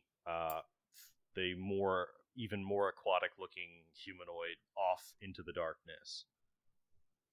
What would you like to do? So, when he blasted him into the darkness, did it seem like he might have taken him out, or do we think he's still out there? You didn't get a bead on him, but like it was very fast. But you're not sure. You can't imagine that a creature of that size would fare well against that kind of strike. You suspect he is either very injured or just outright he's done. Okay. I go on the communicator. Okay. Beast Boy, is he friend or foe? If he's foe, wave your arms twice. All right. And yeah, I have I guess many arms. yeah, I mean, I guess Beast Boy, I don't know if you would know how you feel about his status yet as friend or foe. I'm unsure. All right. Okay. Before you can He did respond, attack the guy who shot a laser. right? That's all I know. So before you can respond, then,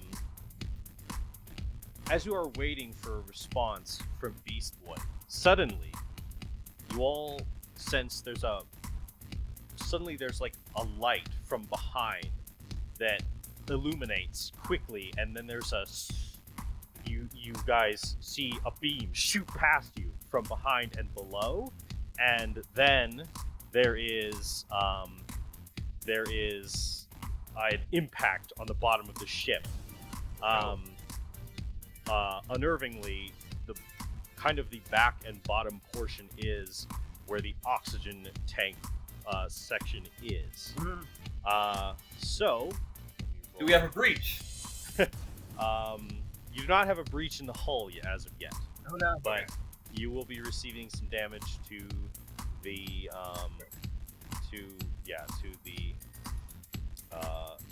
oxygen tanks. Oh no. Oxygen tanks have an arm. Actually, no, that wouldn't have hit. The oxygen tanks have a higher armor class. It was just in my mind. Yeah, no. So basically, there are some impacts, but they are superficial, and then there's like a beam that that shoots past stuff. But from to the left and down and below, and so yeah, you do not have a line of sight on where that was because the ship isn't facing the right direction. And looking out into the darkness, I guess from the ship's position,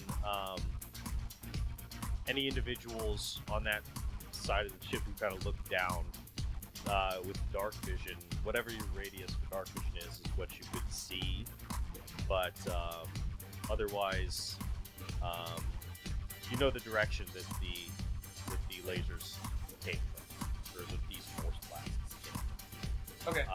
So that, with that, Beast Boy, it is your turn. suddenly there was a flash of light. More beams went off from down below and almost hit the ship. Question, And- really fast. Yes. Since I didn't actually take an action for the sub at all, Mhm. can I start evasive maneuvers right away then as an action, like the dodge action? Yeah, certainly. Kind of what direction are you trying to go? Are you trying to go down and away, or trying to go up and away? Or... I'm going to try and go a little bit up and away, but in such a way that I'm trying to also get a line of sight on where it's coming from. Okay.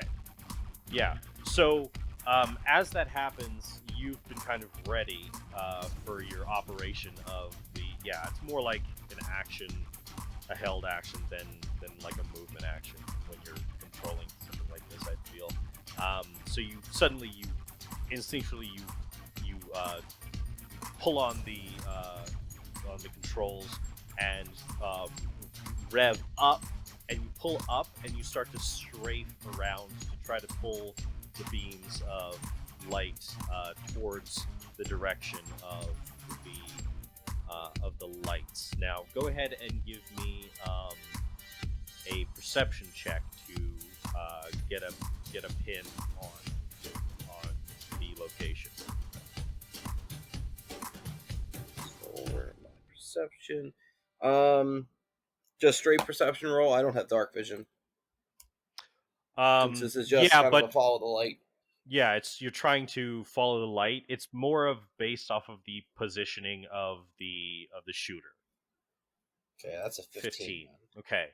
I think with that you will be able. You shine down, and on the surface of the a different direction than you saw him last, but you see the fish humanoid person with his trident in hands, with outstretched. You catch the glint, and then you move quickly, jerk back the light, and so you do have a bead of light on him once again. Cyborg, as soon as you can, take the shot. All right, so now we have Beast Boy. It is your turn. The ship suddenly veered away as it was shot at by the laser things, and you are there in front of this other mysterious individual.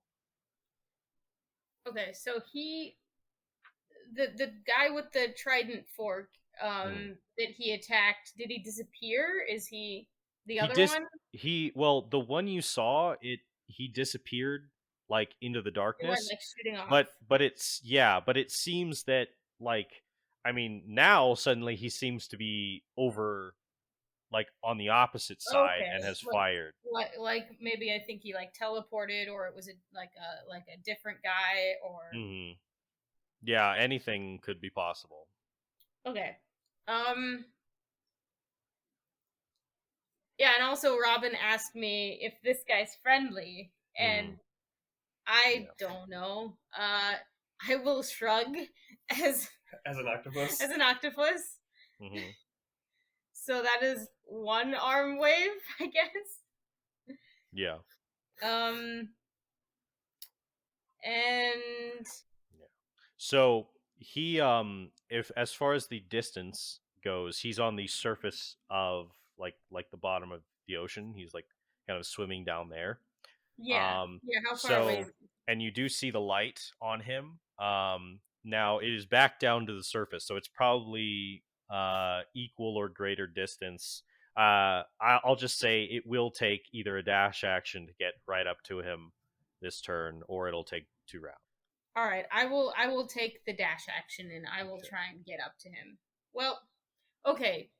So we have one blaster down, but we still have other blasters on the ship, right? Yeah, you had 2 blasters to start. Okay. And does he look like he's going to shoot again? Yeah. Never mind. I'll go dash up to him. Keep it simple. I'll dash up to him. Mm-hmm. Okay.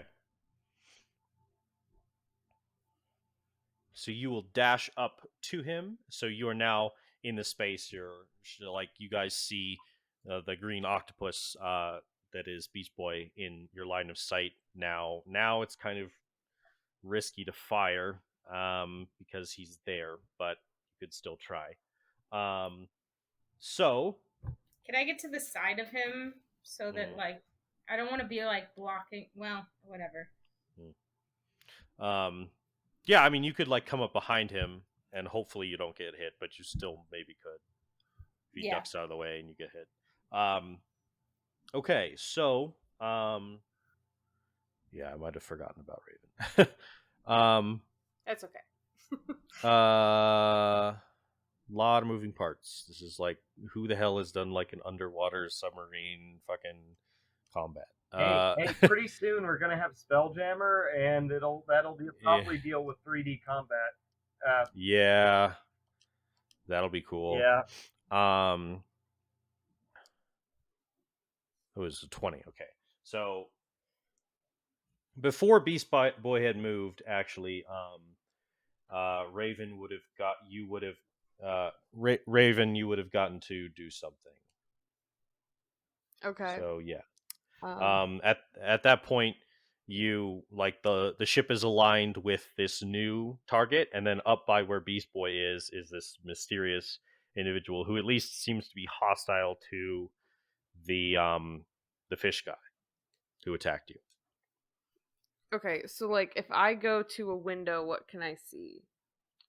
You at this point, in the darkness far away up ahead, you can kind of make out where Beast Boy and this mysterious individual were. But if you look out in front of the ship, you see illuminated in the light the mysterious fish person. Okay, can I cast Cause Fear? You can. An old classic. I'm sorry, I just don't know what else to do at this point. Right. At this point, so he is about, I'll say the ship has come up on him with the lights, and I'll say you kind of get yeah, you could do Cause Fear. Now what is the Would I assume that he's blinded, or would I assume that he can see me? Let's start there. Cause Fear has a 60-foot range, so you could get him in that range. Now, as to that, you'd probably assume that he has very adept low light vision if he is adjusted to living down at these depths. So he'd probably be blinded by the floodlights? He's not liking them. He has his hand up, but he was not explicitly blinded as per the condition. Okay, here's one more question. Is he holding a weapon? He is. I think I'm actually gonna just try to telekinesis and pull the weapon out of his hand. Okay, let me see. Like, toss it somewhere. Maybe. Okay, telekinesis is also 60 feet. So go ahead and make an ability check. It is going to be a d20 plus 10, because that's your wisdom. Okay. And he will make a contested strength check to try to hold on to it. He rolled an 18, a valiant effort, but unfortunately your telekinesis is strong enough as the trident is wreathed in dark energy, and you pull it away from him. Do you just want to move it 30 feet away? Is he 60 feet away? Yes. Okay, I'm gonna move it. Yeah, the maximum that I can, but I'm gonna move it so that it's in line with one of our blasters. So okay. If he tries to retrieve it, we could just blast him.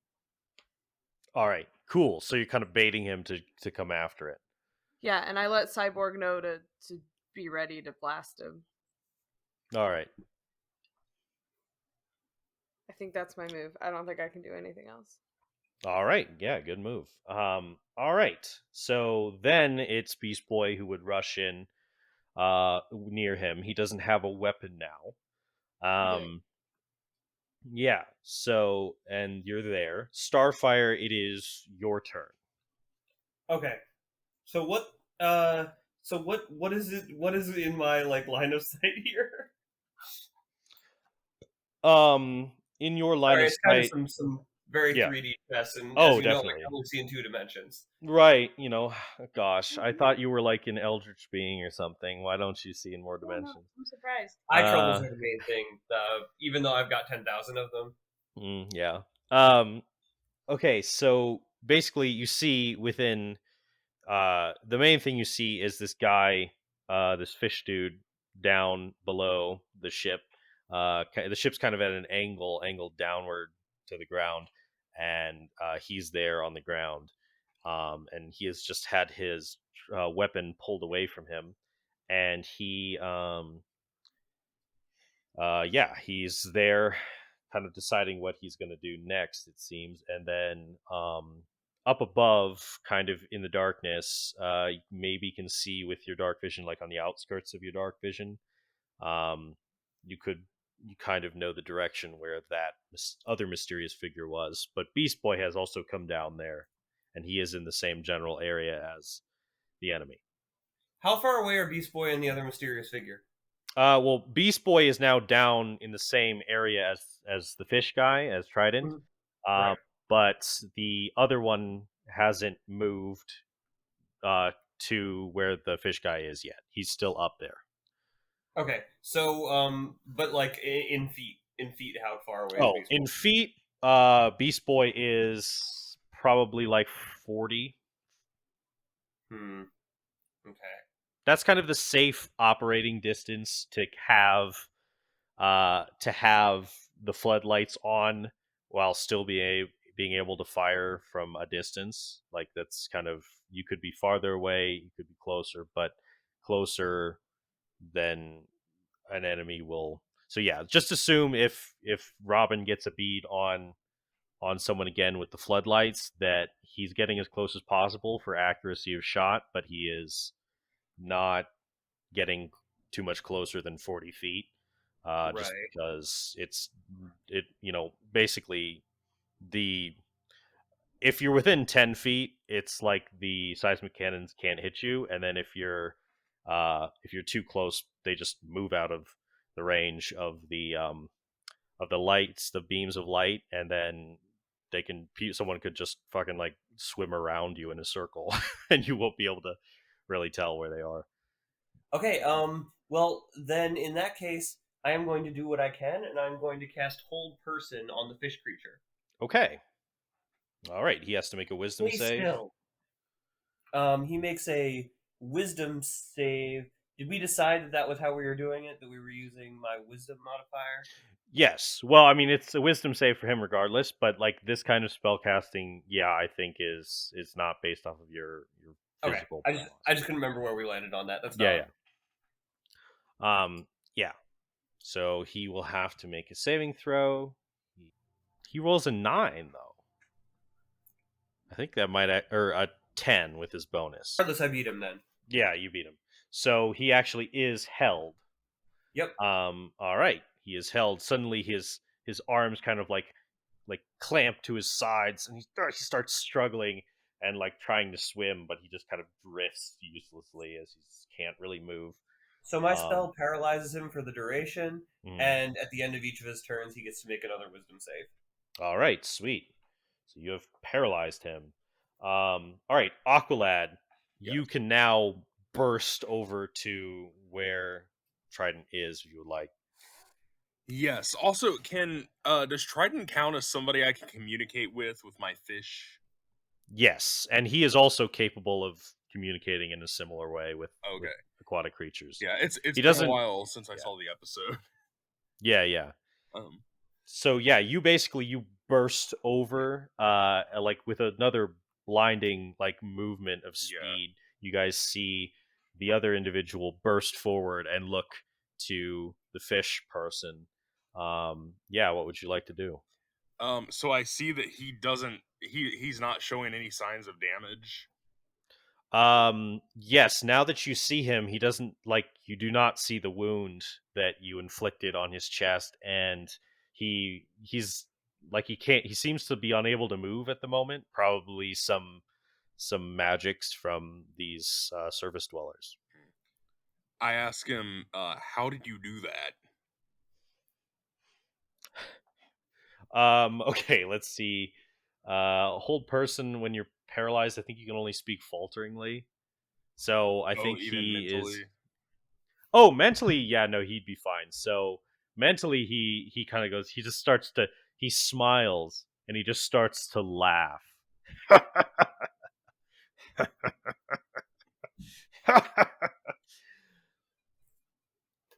Okay. Good talk. Yeah. I kind of want to figure this out, so I don't know if I want to deliver like another blow to him. Right, but, and he does seem to be incapacitated. yeah, It wouldn't be a very honorable thing to just like Right. off him. yeah. I turn to the octopus and I'm like, "Listen, we need to get this guy to my base since you have him incapacitated." I nod. Or no, No. I could. Yeah, you can communicate. I'm like, I could help. All right. All right. Your friends okay? I hope so, but we should take this guy to authorities. What is your base? I'll explain to you when we get there. We can repair their ship too. All right. Can I signal Raven? Yeah. Okay. I basically relay that information to them. All right. Yeah. So Raven, you've kind of received that apparently this individual is friendly and he has a safer place to go. He's offered to repair our ship. Yeah. Now, would you guys like to do anything extra to try to maintain the like any restraint on the fish individual? I would like to grapple him as an octopus. All right. So you also wrap around him as an octopus, and I'm sure that Aqualad, if you'd like, you could get a firm arm on him as well. So he's kind of grappled, restrained, and paralyzed, at least for the time being. And yeah, so you guys, I guess it's kind of Robin's call. Like, do you want to follow this individual? He seemed to be fighting against your attacker. Do you trust to follow him? Everyone, just keep your wits about you. I'm going to trust Beast Boy on this, and we'll follow him and try and get some repairs done. All right. So you follow him for a while, and eventually you guys reach a cave. It's plenty big for the ship to get into, and as you start to go through the cavernous systems led by your new ally, it seems, eventually it rises up to a surface, and the T sub comes up above water in an underwater cave, a pocket of air trapped by the rock. And so you guys could all get out if you would like. I get out immediately, and instead of exploring, I just start inspecting my baby. Yeah, you kind of like run over like the top of the sub, and you kind of start inspecting the one like that. The seismic blaster, which took a lot of technical work, is just kind of busted. It's been blown off. It's only a few pieces are left. My hand switches out with one of those vague tools in cartoons that just starts shooting energy and repairing things like a torch. Yeah. Also known as my mending spell. Gotcha. Yeah, certainly. So you kind of start to. It's mostly the problem is like most of the blaster is gone. So it need to be replaced with suitable components or a replacement weapon. So are we in Aqualad's cave now? Yeah, you are in Aqualad's cave, and Aqualad, you start to drag Trident with the octopus around him onto the shore. Yeah. That doesn't matter. I've got a business question, and it's how hot is Aqualad? Okay. Yes. Aqualad is let's see. I think the technical term would be absolutely dreamy. Okay. All Are we right. basically Yeah. picturing Dylan in a wetsuit? No. That's totally hot. Absolutely As hot- I would- dreamy. As hot as that would be, maybe it's not quite as hot as that, but it's pretty steaming. I would Yeah. respectfully like my eyes to turn into hearts and Yeah, throb. yeah, sure, certainly. They do. Raven, you feel some stirrings, but you're like, I'm trying to simultaneously, if it's not obvious, respect what the show established, but also In the show, they both get hard eyes. yeah, but also kind of like I accept the canon that Charlie has put in place of Raven kind of being like kind of indifferent to that sort of thing. Wait, what canon did I establish? Oh, a long time ago you were like, theorizing that she might be sort of asexual, but you're not sure if you want to. I mean, that can still equal hard eyes. It's just, Yeah. not sexual. You think I'm a... Well, do you have hard eyes? Gotcha. I think that's what we're trying to figure You out. can recognize if something's really pretty. Important cat. I have hard eyes, but I close my hood so that no one can see. yeah. Do I have some sort of somewhere to imprison this guy in my base? So not really. Now you could gather some strong kelp and make some rope. Or we have And a bunch kind of of- tools. Me and Tram have a bunch of tools, right? Yeah, you could fashion some Yeah. restraints. I think you would probably at least have some Atlantean cuffs to put him in. Okay, yeah. So I'm gonna do that first priority. Yeah. So you kind of start to pull him onto the beach of the cave, and Tram is probably in the back somewhere. You could call out to him to come. Robin's going to Brings run him. over and try and help him drag it up on shore. Okay. All right. Thank you. Hey, Uh, Tram.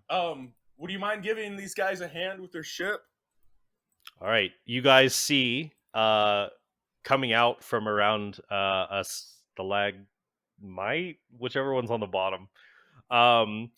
You see this little fish person, this little Kuatoa person come out, and they're like, oh yeah, and he runs over to a pile of scraps and starts digging around in them. Oh yeah, and he runs up with some cuffs, and he runs up and he cuffs the larger fish person. Oh yeah. Oh, thank you.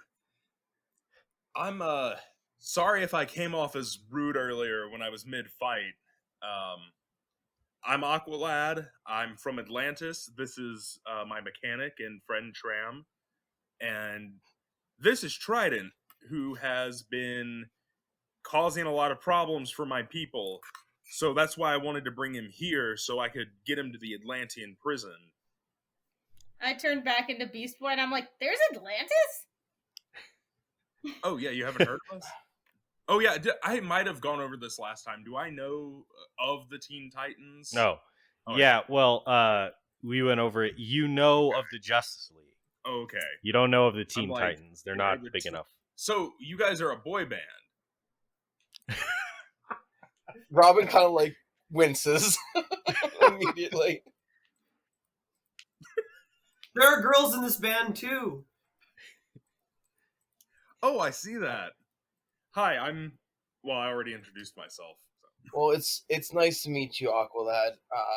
As I can see, you've heard that we're called the Teen Titans. I'm Robin. That's Cyborg over by the ship. We got Starfire and Raven over there. And then I think you've already met Beast Boy.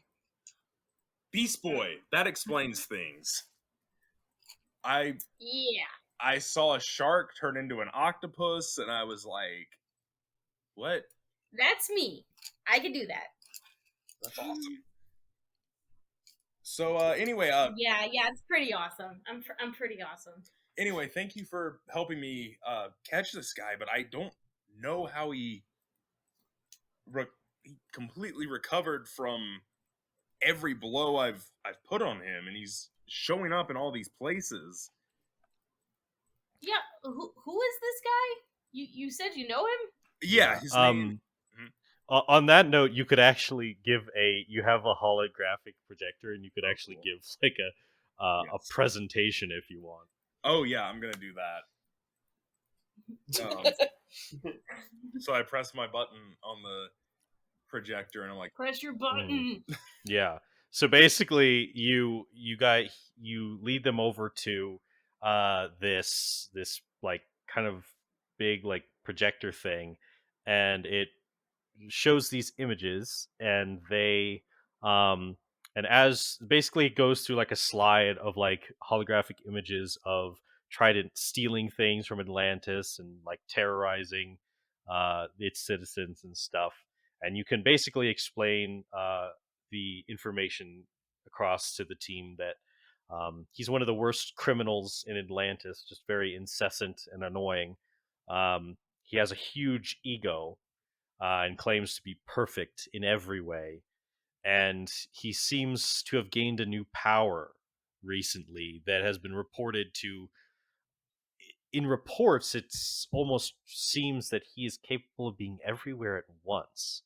And as you tell the team this, Robin and some of the others, you recall that that is similar to the reports of when he attacked the cargo ship.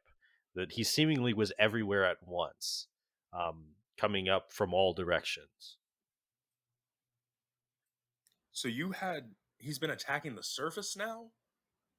It seems like he's had enough of Atlantis, maybe.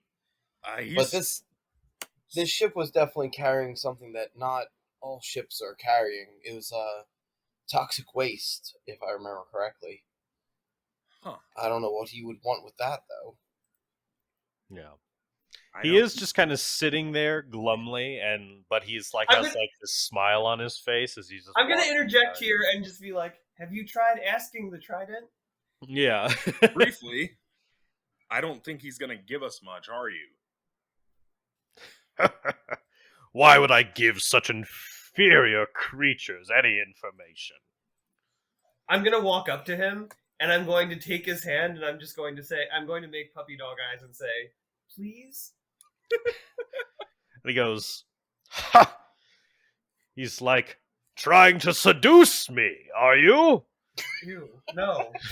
That was not what I had in mind at all. I'm just gonna inch back quietly behind the group and disengage. And Aqualad, you said he seemed like he didn't take any damage from that strike you did? It didn't look like it. Look at him. I know I pierced him and he fell. So I'm not sure, but maybe we can all get to the bottom of it together.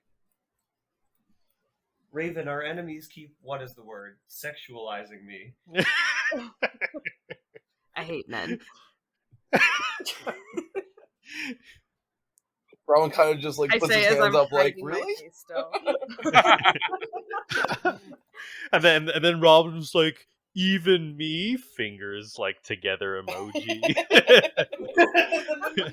Me? Little me? That's right, you thought this was going to be the underwater episode? It's the sexism fighting episode. Oh no. I'm staring at the weird fish guy, and I'm just like making weird fish faces at him, and I'm just like, what is that?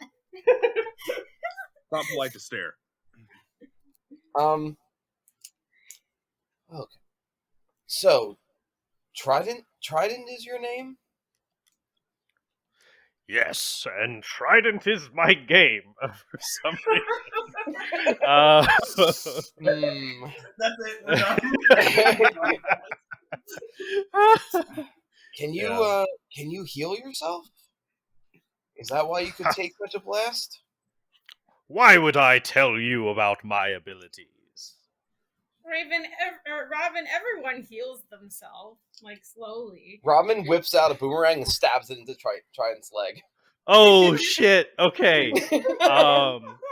Yeah, go ahead and, if you want, you can use that opportunity to, like, roll intimidation, probably with advantage, because you are legitimately inflicting violence against him.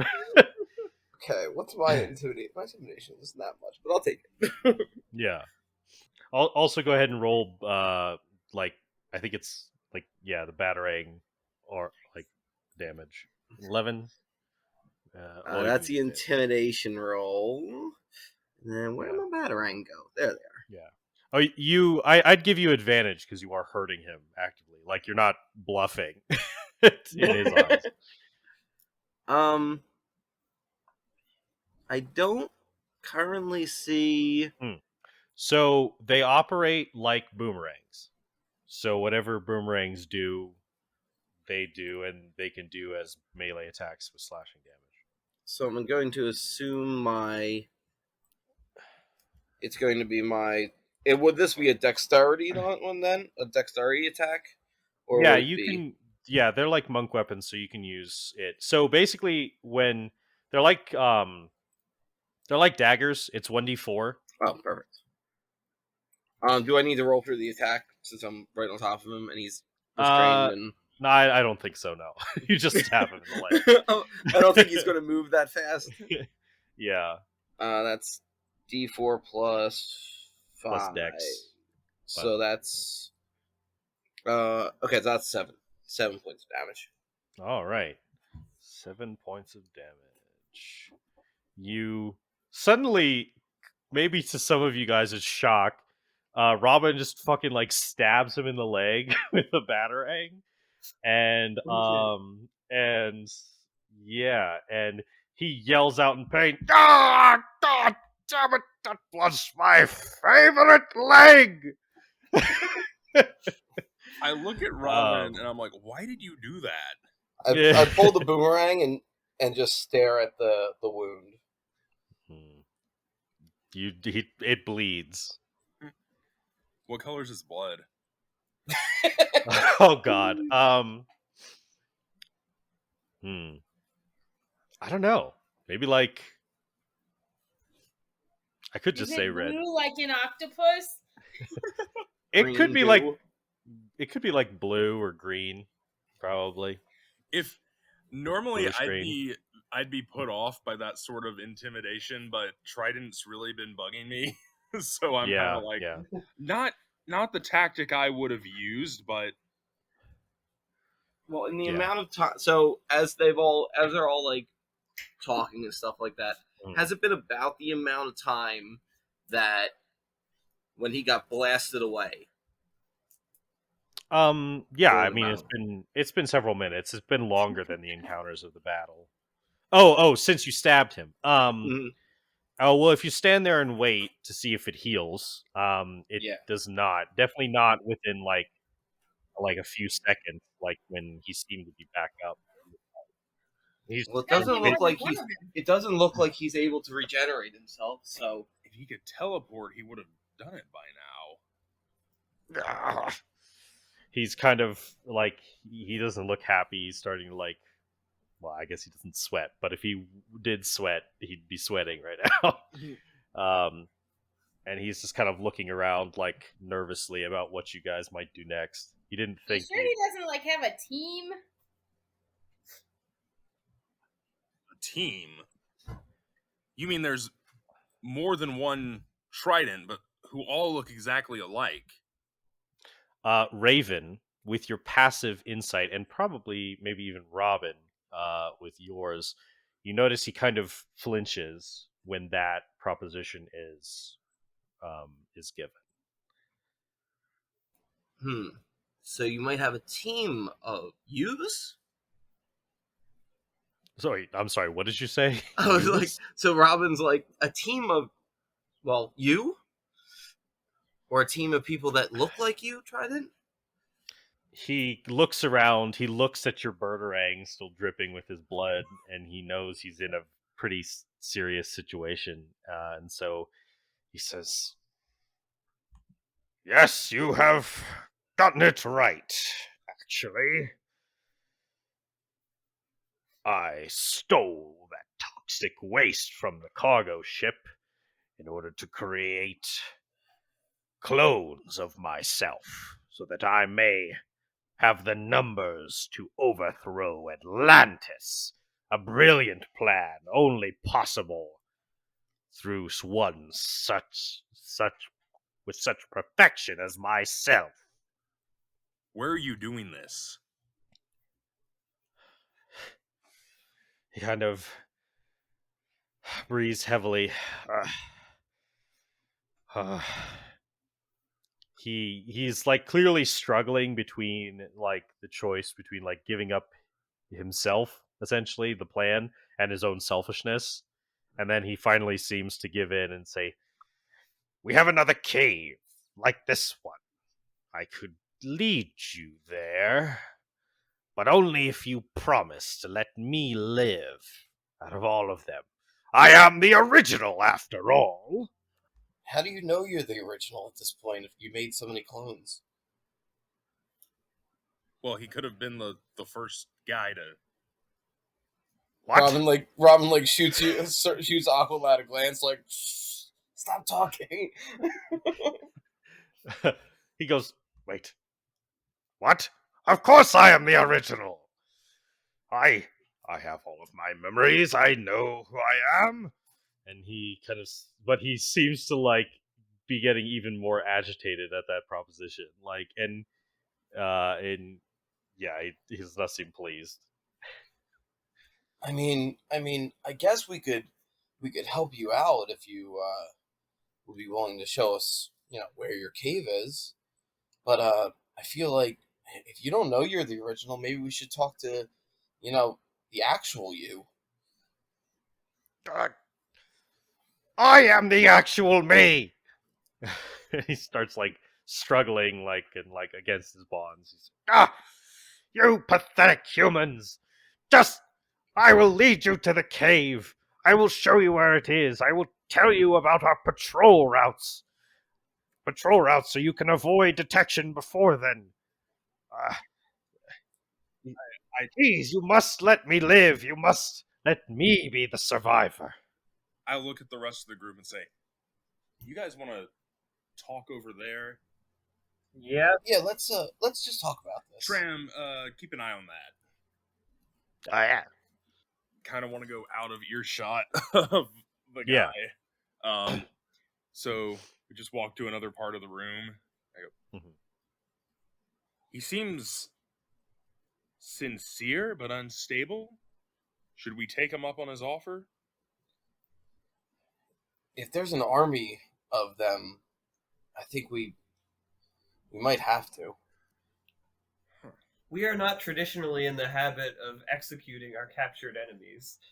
Oh no, I wouldn't. It does ask Actually, if they are clones. Do they count as one person, or are they many different? I'm not interested in executions, but if that's what he has in his head, maybe we roll with it. I mean, if he's got a whole army of himself, that sounds kind of like a trap. He's gonna lead us to his cave where there's like tons of him? What other option do we have? Do we have anybody who can figure out whether the trident is lying? I mean, as someone who has a little bit of experience in thinking that, striving for perfection, it seems like he's telling the truth, but he also seems very egotistical about it. So I don't feel like the way he's been acting, I think he's sincere in wanting to be the best. I think we can bank on that. Raven, can you perhaps read his mind? No. Wait. Actually, I think you do have. Wait, can I? Can I I read think his I did. mind? Yeah, I think I did give you detect thoughts. Yeah. Let me look. And you even brought it up in the last in Switched, like when you were trying to talk to your Raven. Raven's just like, I don't want to look at You're right. I do have it. Yeah. Okay. So scratch that. I guess He wants to be the very best, just like Ash. without a word, I just walk over to him and cast Detect Thoughts. Okay. So Our friend Raven has boldly entered the pervert's mind. She is red faced under her cloak. Because how embarrassing. Wow, I'm contemplating how much of a Johnny I should pull. How perverted is he? You don't want to go that far. Okay, so basically, so he has to make a saving throw. I don't even think he can save. This is actually like a really disturbing like degree of like just mind effery, considering like he could not even save against the spell, considering how high your DC is. So basically, let me pull up. So initially, you could learn the surface thoughts without him even needing to save, but you choose to dig deeper. In which case, okay, so you gain insight into its reasoning, if any, its emotional state, and something that looms large in its mind, such as something it worries over, loves, or hates. He is aware that you are probing into his mind, and he can try to push against it. So basically, each of his turns after this, he can make a contested intelligence check, contested by your intelligence check, and if he succeeds, the spell will end. But at least for a couple turns, you can get some thoughts out of him. Something you know and you could mention before you even attempt this is that questions verbally directed at him during this time will naturally shape the course of his thoughts. So this spell is particularly effective as part of an interrogation. So basically, like, Robin could say, "Where's the cave?" and then he'd think about the cave. Okay. Like, without being able to stop himself. Before I cast the spell, I tell people to interrogate him. Okay. So, yeah, I mean, Robin, do you want to interrogate him? Do you want to be the one? Yeah, as soon as it'll start, I'll start asking questions then. Okay. So, basically, you so what are you asking him first as you start to? Well, first I'll tell kind of what Raven initially gets. So you get insight into his reasoning. He is entirely egotistically motivated. He is obsessed with himself. And in that regard, as to his emotional state, he is extremely fearful that his life will end in this situation. He does not like that is and or that he will be harmed in some way. Basically, any infraction against himself is extremely anxiety inducing for him. Even more so than you would expect from anyone who's just trying to preserve their own life. He's very prideful. Something that looms large in his mind is himself. He worries about himself. He loves himself. And there's not even a distinction of even a healthy level of disliking anything about himself.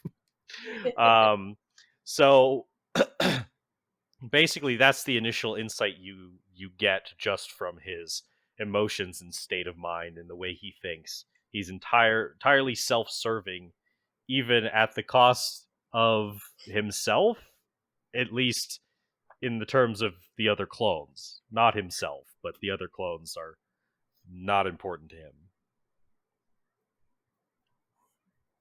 Where's the cave? All right. As you ask this question, Raven, you feel him suddenly. There's a flash through his mind about like ocean currents and directions and like landmarks on the ocean floor that eventually lead to the opening of the cave. He quickly tries to to push these thoughts down as he's going to try to make his intelligence check to see if he could end this. He rolls a 3. So he is not able to. So I mean, I guess you could roll as well, but unless you roll lower than a 3, then it's not likely. And I think you have a higher bonus than I mean, I have a +2, so I can't roll lower than a 3. Yeah. Unless I nat. So- I mean, unless you count nat oneing, but I wouldn't. I don't think I'd count nat oneing in this circumstance, but yeah, he doesn't succeed. And so you can go move on to the next question if you would like. You can signal to Robin that he can ask the next question. okay, yeah, I do that. How many Alright. clones have you made of yourself? He immediately starts to think about the clones. He starts to think about the clones, the early processes of the cloning process, and how at this point it must be, they are close to the numbers they would need to stop to overthrow Atlantis. And at that point, it is thousands strong. The caverns go deep into a honeycombed network, and there are in the entrance there's there's probably upwards of 100, and then further in there are more and more. This is an invasion force. Now most of them are in the early stages of development. They're not fully mature yet, but the ones by the entrance are full. They are near to hatching, and there is probably there's probably about 50 that are already active, but they kind of swim about. They do gather back to the cave very often, though. And so, and then the memory shifts to why they gather back to the cave, because they love themselves so much, and you start seeing some very disturbing images of a fish orgy. Of a fish self-cessed orgy, right?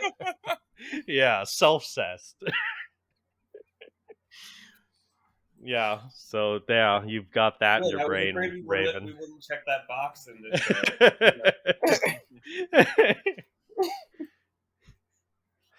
yeah. I don't even know what to say after that point. Yeah, with that, I guess Raven will do another intelligence check to see if he is able to push you out of his mind with that thought. Cool.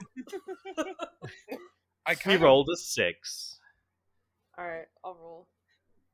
Oh Nat no! 20. Yeah. Oh, Raven is into the. I'm like, I'm about to learn all your fetishes. This is Raven's kink.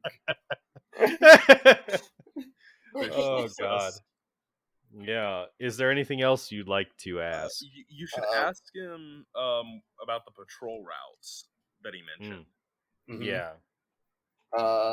What are your patrol routes, and what's the best time to infiltrate? Gotcha. Basically, he does give you some general information, but actually he was just pretty much bullshitting about patrol routes. They're so self-obsessed that they mostly just hang out in the cave. They're not actually So like that smart. it's very unlikely that they actually have anything as sophisticated as patrol routes going on. So he's basically a low functioning sociopath who figured out how to clone himself. Yeah, that is literally how it is. I was like, and he's a weakling. So Yeah. like he has to clone himself to take over Atlantis, because there's no way he would be strong enough to fight anyone of any significance. I think I've got a plan. Guys, Yo. I think we should introduce him to drugs. What? What is this fucking CIA bullshit? Look, he starts doing drugs. They either trash him or he just ignores everything because he's too stoned to care about anything. We don't have to kill anybody. We don't really have to mess with him. We just let him be stoned. Wait. Are you okay? Let me specify. Are you literally just recommending unrelated to the general plan, you stone this individual with drugs. No. Or are you saying you okay, so you drug you try to sneak in and you try to drug the clones, put drugs in their growth technology so that they just are eternally on LSD or something. Like that episode of Samurai Champloo where the weed. You know what? That's going a little farther than I went, but I'm down for it. Okay. Oh my god. Cool. Now here's the question though. Cyborg, this is a kids show. Yeah. No, it's not. Not ours. Here's my question. Here's my question about this. Do you guys currently have drugs? / do you know how to synthesize drugs? I'm pretty sure Listen, I can maybe. find out.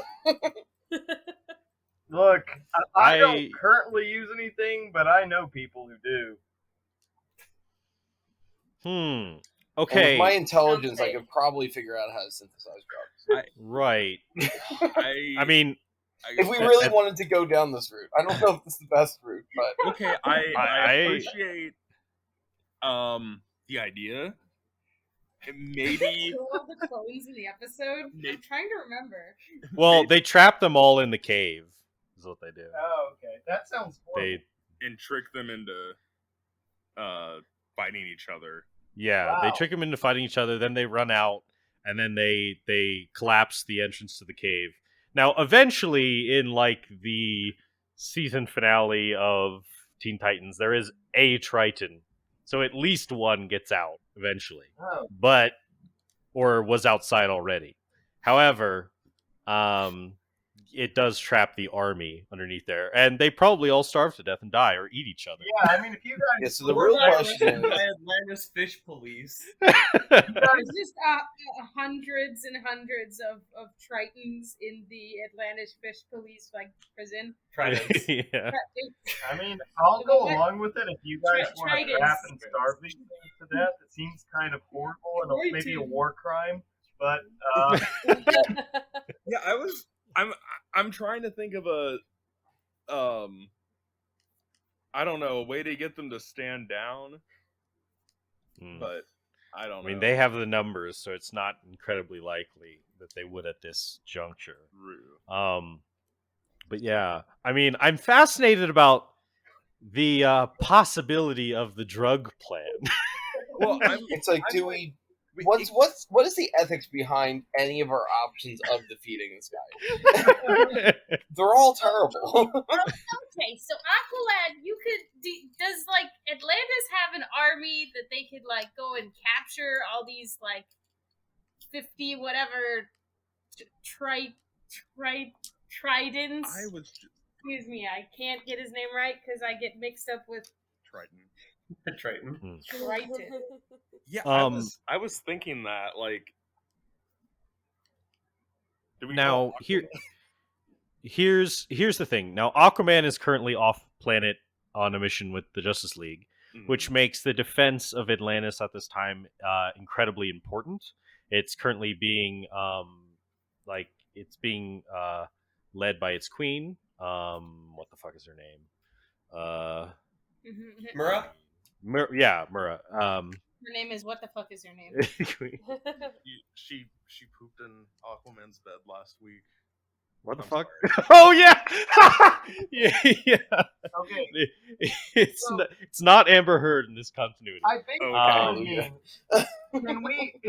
Do we have alchemists and enchanters in this world? Yes, but okay. So first, let me finish answering. Let me finish answering Aqualad's question. So the defense is incredibly important. If the numbers, based on the numbers that have been revealed from Trident's mind that they already have and that they could have access to soon, Atlantis would have to send a fairly significant assault force to assault the cave, and it would be an assault, and they would have the defensive position, which is always at the disadvantage of the attacker. So even with how much more skilled Atlantis's warriors are, it would not be a good situation. And it would take time. So first of all, you could send a fish to go, or a fast fish to go deliver the message, and they would.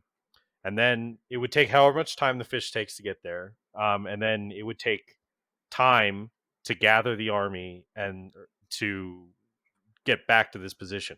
By that time, Trident could like finish hatching or find you, or a number of bad things could happen. So we need to try and figure out how to at least stop the current clones from hatching and causing havoc. Yeah. The ones that are sprouting. Mm-hmm. I don't know. Right. We could kick the butt. We could kick the butt.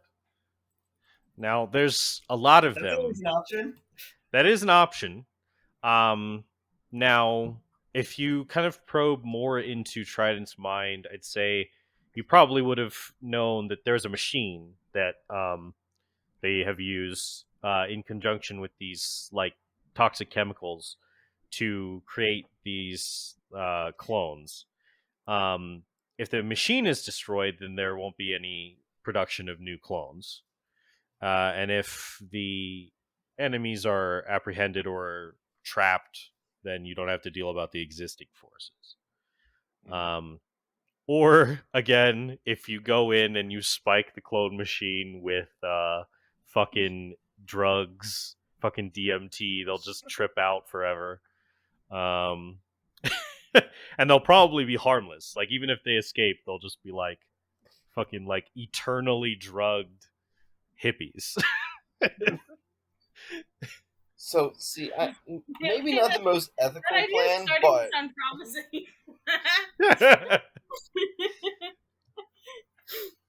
listen, they don't want us to kill people up in there. You know, they got to be dealing with other stuff then. Yeah. Okay. Now, if we're gonna seriously consider the drug plan, which I don't think is like, I'm not saying anything against it. Actually, I feel like we would need to have an ethical conversation as characters about that. well, sure. But at least let's figure out if it's even technically possible, because it would involve two steps: figuring out how to get the materials for drugs and synthesize them, which would have a lot of little steps in it, and two would be a heist, basically, Well, to go and could get we the thing. enchant? Because I feel like it would also be an ethical question to like kill a bunch of clones that are in production. Right. But I guess they're all the same as him. Well, I mean, know. I'm just saying, can we make like enchant like an ever full bong, and so they just sit around all day getting high? I mean, Yeah, you're yeah. not killing them, you're not changing their DNA, you're just giving them a source to just sit around doing nothing all day getting stoned.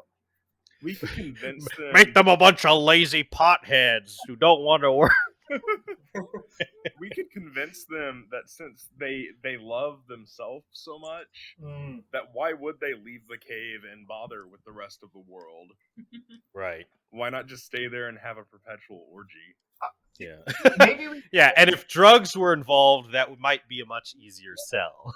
maybe we just have to convince them that that's the way they should live life, loving themselves rather than, you know, dominating the world. Now, here's the thing. In order to drug a proper number of them to really make their army useless, you have to do something that at least makes them like high when they hatch. Like, and so it will probably involve like feeding into their nutrient. Like, it wouldn't change their DNA, but maybe it would like just feed into like their feeding sacs, so that they're fucking high when they are born. Wow. And then they're like, let's just chill.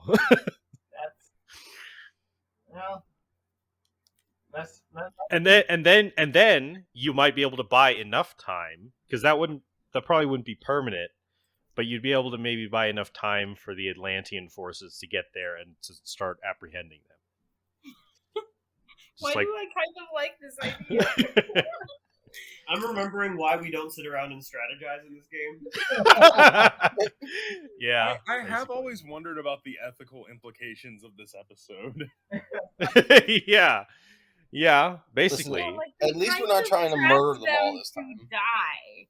Yeah. Like, that is possibly Oh. considered like the Yeah. most recent thing they've done. Like, I think those Tritons all died. Okay, Yeah. but Triton. I do have to say Saturday morning Tri-tips. Excuse me, I don't know what the... Saturday morning cartoon rules. They could have been cartoon arrested. Right. They could have been cartoon arrested, but there is no objective proof to that. And Yes. it's kind of one of those things where, like, even if there are like ethical issues about like even if there's like established robot sentience in a setting, oftentimes a cartoon will still use the you're killing droids or whatever, so it's fine. Yeah. And so I think the logic that you breeze over in the episode is, well, they're clones. They're not even like the real Trident, so it's fine, right? Yeah. As long as you keep one of them alive, Yeah. then the rest are just... Disposable meat sacks. Which is not necessarily a view that I agree with. I just think it is probably the view that the episode takes. Yeah. I do want to contact a fish to deliver the message to Atlantis, not necessarily for backup right now, but just let them know like what's going on. Okay. Yeah. Do I need to roll animal handling or? Oh no, you can just go into the water and Yeah. Basically, like, you can summon a friendly fish, fast little fish, and it will come to you. You can communicate the message, and it will return the message to Atlantis as quick as it can. Yeah, and I kind of add, like, we're still in the process, but I wanted to let you all know. So that way, if we do end up trapping them in a cave, maybe the Atlantis police force comes in. Right. So I hop back up in the water. I look at Raven, and I'm like, so you can read minds? Sort of. It's a spell. And were you the one who incapacitated him when we were in the water? I took his weapon. Okay. Your powers are awesome. Thanks. I blush. Yes. and Starfire, you were the one who incapacitated, so now you're like, you feel unnoticed, probably. Yeah, I just sort of frown and shrink back further into the my heart eyes slowly beating. Yeah. I just had this like very uncharacteristic thought of this sparking like a rivalry between Starfire and Raven, like her being like, you that bitch. Starfire only plays into sexist tropes and gets violently jealous when Robin's involved. Oh yeah, I'm less best boy and more like eye candy. Yeah. Pretty much. I enjoy the view. Yeah. Okay.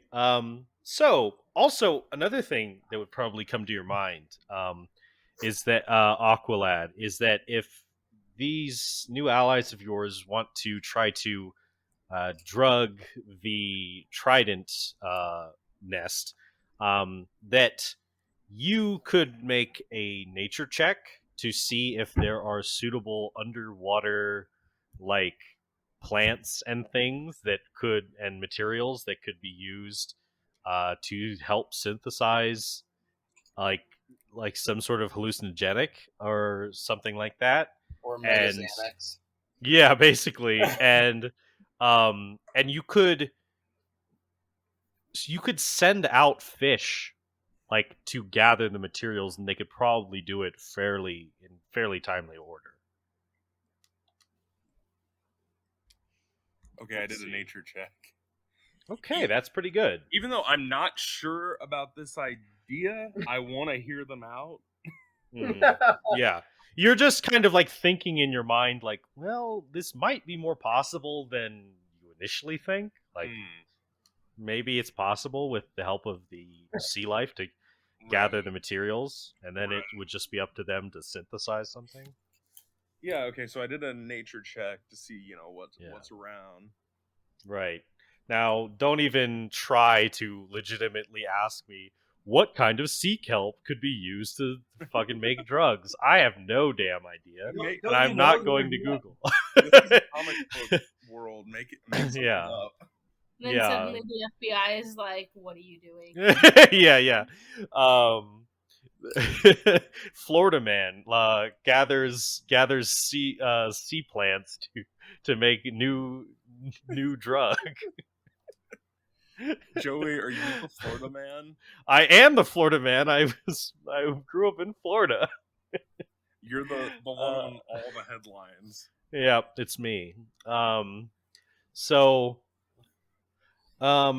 Yeah, so it's possible. And also, this is the DC world and a fantasy world, so there's probably lots of like weird, like secret plants that only Atlanteans kind of know about. Oh yeah, here's a stalk of mermaid's breath. Like, Yeah. It's like, oh yeah, Atlanteans, they get high off this shit all the time. They just eat this sponge and they're like, oh fuck yeah.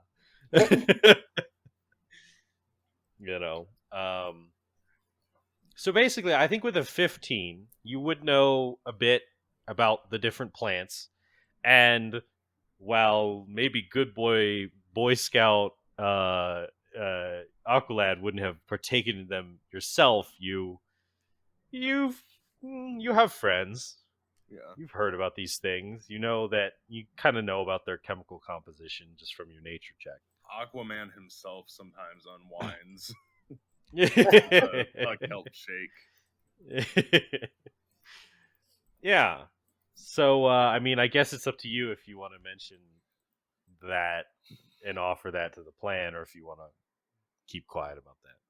Yeah, I don't. This idea to me, it like to Aqualad, it seems goofy, but also it seems more humane than just going in and killing a bunch of Right. clones. So, yeah, I'll mention. I know about a few plants that can be used if we want to go that route. I mean, it seems like in the I look at Robin as our beacon of morality. And just wait to see Yeah, the guy who fucking stabbed a dude in the leg today. yeah, no, I'm a bit shook. This is not a good day for Starfire. I mean, When is it in this game? I feel like I mean, the one way to defeat it would be to collapse the tunnels, but I don't really think that we're those kind of people that could do something like that. So this might keep them in check just for as long as the Atlanteans need to keep them under check. So if unless anybody else has moral conundrums with it, I think it just depends, Aqualad, on how long do you think you can maintain being this guy's weed dealer. Hopefully I mean, there's. Wait, so our tub, not our tub, our ship is fully intact, right? Yeah, it's just one of the seismic blasters was destroyed. Okay, so we're fully capable of going in there with our ship. Yes. Now, I don't think the ship, from the images that Raven would have seen, Raven would know that the entrance isn't like, it's not like the ship can get all the way through the tunnel. You'd have to be smaller than that, but you could certainly wait outside in a defensive position inside the ship. Okay, yeah, I sort of take a minute to take in the moral decision that our fearless leader has made, and and then I just say, so we should assign the fastest underwater swimmer to do the drugging of the machine.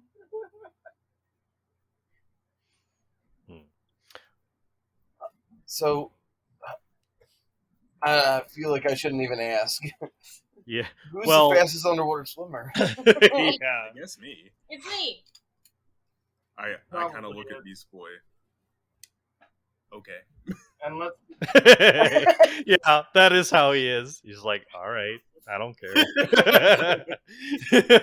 I think I could turn into the fastest fish that ever was. And let's be Well, honest, fish is the not- most likely one here to be a drug dealer is Beast Boy. Okay, so wait. Sailfish. Potentially, if we do not if we don't manage to get drugs in time, we could potentially just close off the entrance Yeah. Yes.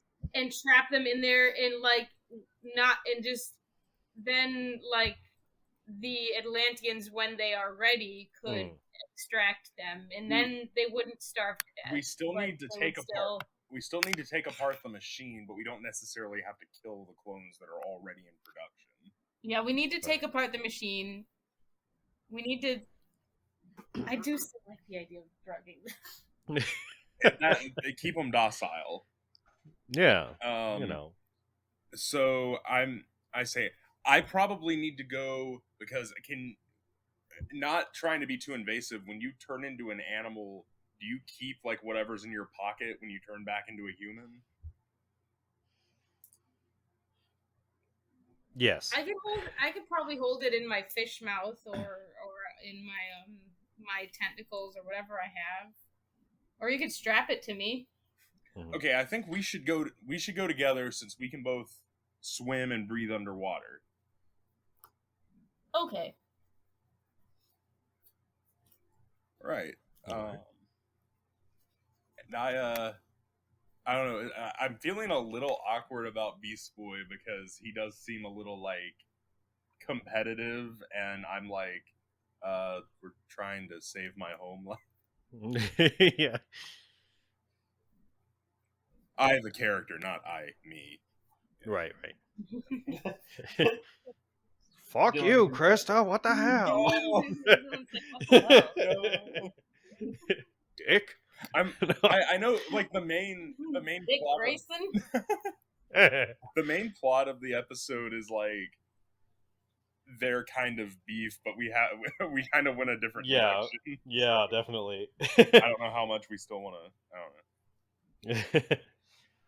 Yeah. If it comes up, it comes up. I definitely think I'm faster. I mean, you can think that, but okay. Oh shit. Okay, so we're diverting from the drug plan then. We're still gonna. I think we're still doing the drug. We're still doing the drug plan to keep, because if we seal up the we're cave, gonna drug them and we're gonna trap them in the cave and wait for the Atlanteans to be prepared to extract the remaining clones. Yeah, because if they open the cave later, or if they're not drugged when we close the cave, they might be able to come together and open probably prepare an attack, or I don't know, they might be starving to death. Yeah. I don't know.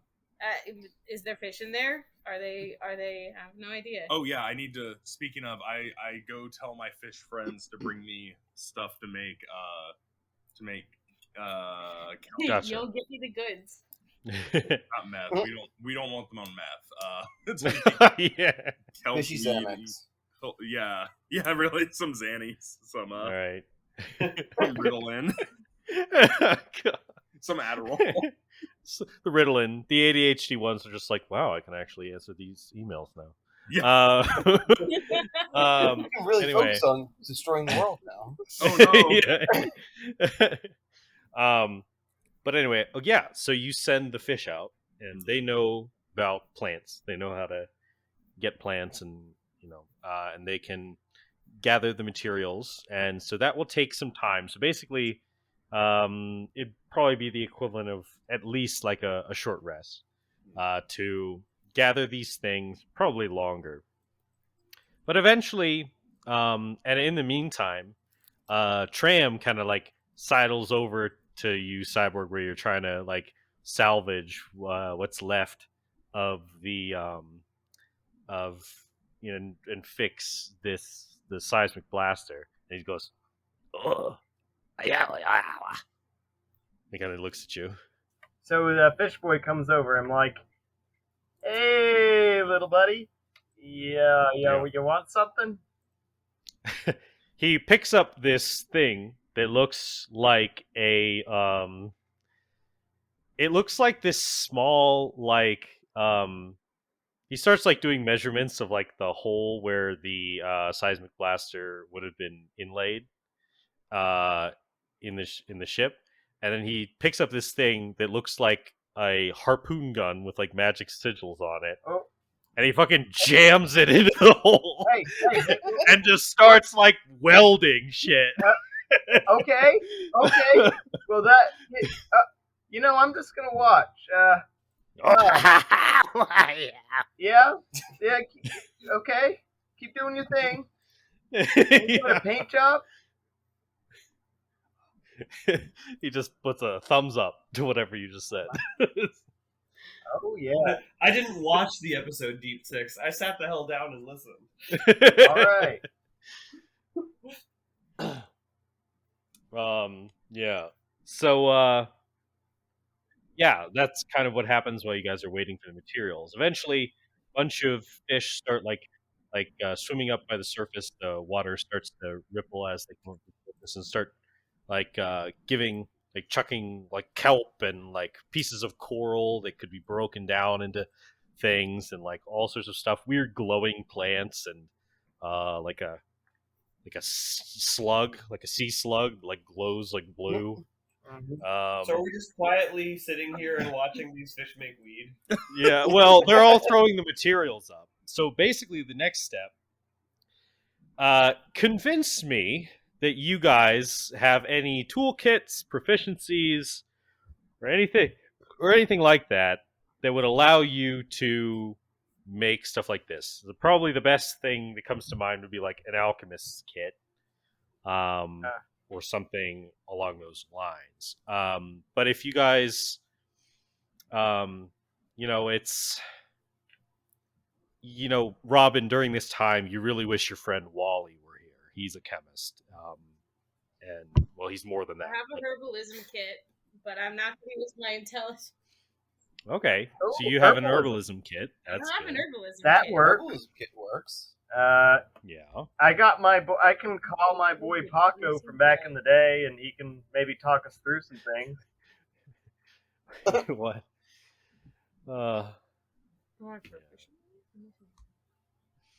Proficiencies, herbalism kit.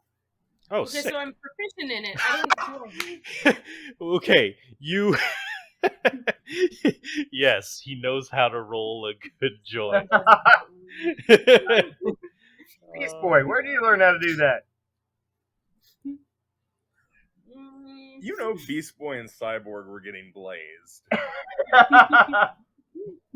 Yeah, you can use herbalism kits to make medicine in D&D. And Yeah, it's see, probably a it's much medicine. more modernized version. Listen, it's like an anxiety sedative. It's like Yeah. it just calms them down. Yeah, man. Yeah. Let me think. Against his will. Just slows your roll. Hey. Downtime So crafting. maybe possibly when Beast Boy like got into like film movies, like he got some bad influence friends. I don't know. So there is a downtime crafting portion for the herbalism kit. This was all stuff added by Xanathar's Guide to Everything. So you can use your herbalism kit to craft potions and poultices in periods of extended downtime between adventures. These can be magical or mundane, although crafting potions with magical effects is more complicated. Okay. Crafting mundane items is simple. You need access to any relevant alchemical equipment. Raw materials worth half of the item's value. We're not going to do that. A number of work weeks. We're going to cinema this a bit. It's more... Did it's you more see the movie. last Spider-Man movie? They made this crap in like an hour. Yeah. That's what would happen in this kind of game. So Drug crafting montage. yeah. If you know how to make it, could I use my Tinker tools to make some kind of like automated thing? Yeah. Yes, and with Tram's help, Tram is going to be the most useful in this regard. So he could actually, like, if you need beakers and shit, if you're going all fucking Breaking Bad with this. Don't Breaking Bad. You know, like he has some things that would suit to that end, and he could actually, like, once he sees how the like how the assembly line should work a few times, he can try to automate it with little robot arms that he builds like wickedly fast, especially with Cyborg's help, to like start like doing the steps like at speed. So yeah, you guys have hundreds of drugs after a couple hours. Do we need to figure out how to not like overdose all of these? I guess. I mean, That's it. Yeah, how much is too much? Can you overdose on this specific drug? So What is this drug called? So here's the thing. I need a mythical name. Right. I'll figure that out in a second. Now, there are Saltwater drugs cocktail. like, of course, there are drugs that like have bad physical effects. However, drugs like LSD are almost entirely safe if they're synthesized correctly, like in terms of the physical aspect, and not even that psychologically or physically addictive. So if you make a drug like that, then the risk of physical harm or addiction is actually incredibly small. But you don't even some type of weed LSD type thing. Right, kind of a mix. Yeah, people definitely will like put like LSD in a cigarette and just fucking go crazy. Or just have like a really nice time, more like LSD. So it's like, yeah, basically it's am I gonna have to tag this episode for like drugs? Teen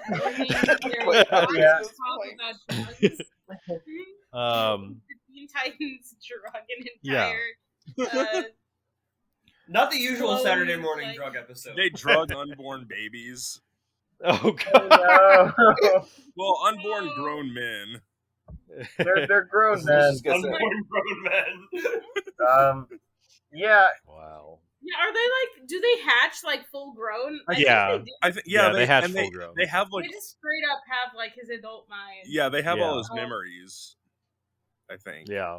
It's like the Mauler twins in Invincible. Yes, Yeah. it is kind of like that. Yeah, it is. Yeah, it's like that. So, yeah, they unlike human babies, they hatch out of the cloning process fully grown. So, what is our drug making montage song? Well, definitely not something that I will actually be able to play. Yeah, copyright. What Snoop Dogg song are we listening to? I almost like pulled something up on my phone, but then I was like, no, I don't want to have to cut out part of the episode. Right. What were you going to pull up though? I was thinking like she blinded me with science or something. yeah, that's good. That's good. Yo, that's a good one. She blinded me. Yeah. I was It's just thinking of science. the song that plays during Mad Mod when they're like running away I from him. love that song. Yeah. In it doesn't fit exactly, but that's just what popped in my head. Maybe Walking in the Sunshine. It just plays the opening of Teen Titans in Japanese. yeah. Yeah. Yeah. And it's the version sung by Larry the Titan. Oh god. Like, yeah. this Dude, you start doing DMT and you actually like see him. With us the whole time. In fact, so I have two questions. So one is that I would like whoever is using the herbalism kit to make. I'm the only one who's proficient in it, so Right. I have to. So wait, hold on. Let me actually see if this should require a roll. Usually it just requires time, but I think I will have you make a roll with it. Let's say it's a medicine check, so you can add your wisdom. Oh, and that's then better than intelligence. huh? It's better than That's intelligence. better than intelligence. All right. Yeah. Good. So plus your okay, that- proficiency. Okay. So. And yeah, this will basically like determine like how pure the product is, and like how well you've crafted it, how effective. Okay. So even though I'm not proficient in medicine, since I'm proficient in the herbalism kit, I get to add my proficiency. Yeah, I guess it's technically just an herbalism check, but I'm just saying you should add your wisdom. Okay, got it. So that would be. Wait, our proficiency is +3. Rolling. And if anyone would like to help, they could try to aid in some way if they justify it. But that is a pretty good roll. Would Robin I rolled an helping 18. with his tinker tools, making it slightly I feel automated, like be either kind of Robin helping? or Cyborg helping with like the science math aspect of this. Yeah, Right? I think that's valid. like- Also, you've had to, while you're not explicitly a chemist, you have had to help Batman with helping test and have the computer synthesize according to specifications a lot in trying to heal people from Joker's like laughing gas. You do have some experience with that type of thing, so you could offer advantage with that. Yeah, that sounds like a good idea. Yeah. So go ahead and roll again, Chris, to see if you do better. Right. No, I didn't. Okay. Well, 18 18. is still a pretty good roll.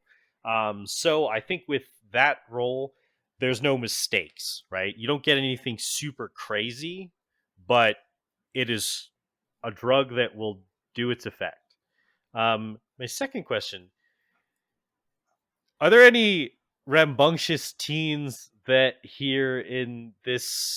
gathered here today that are thinking about, maybe sneaking a sample when no one's looking? Absolutely not. Aqualad is straight edge. Me. I'm gonna do it. Wait, you're gonna do it? Okay.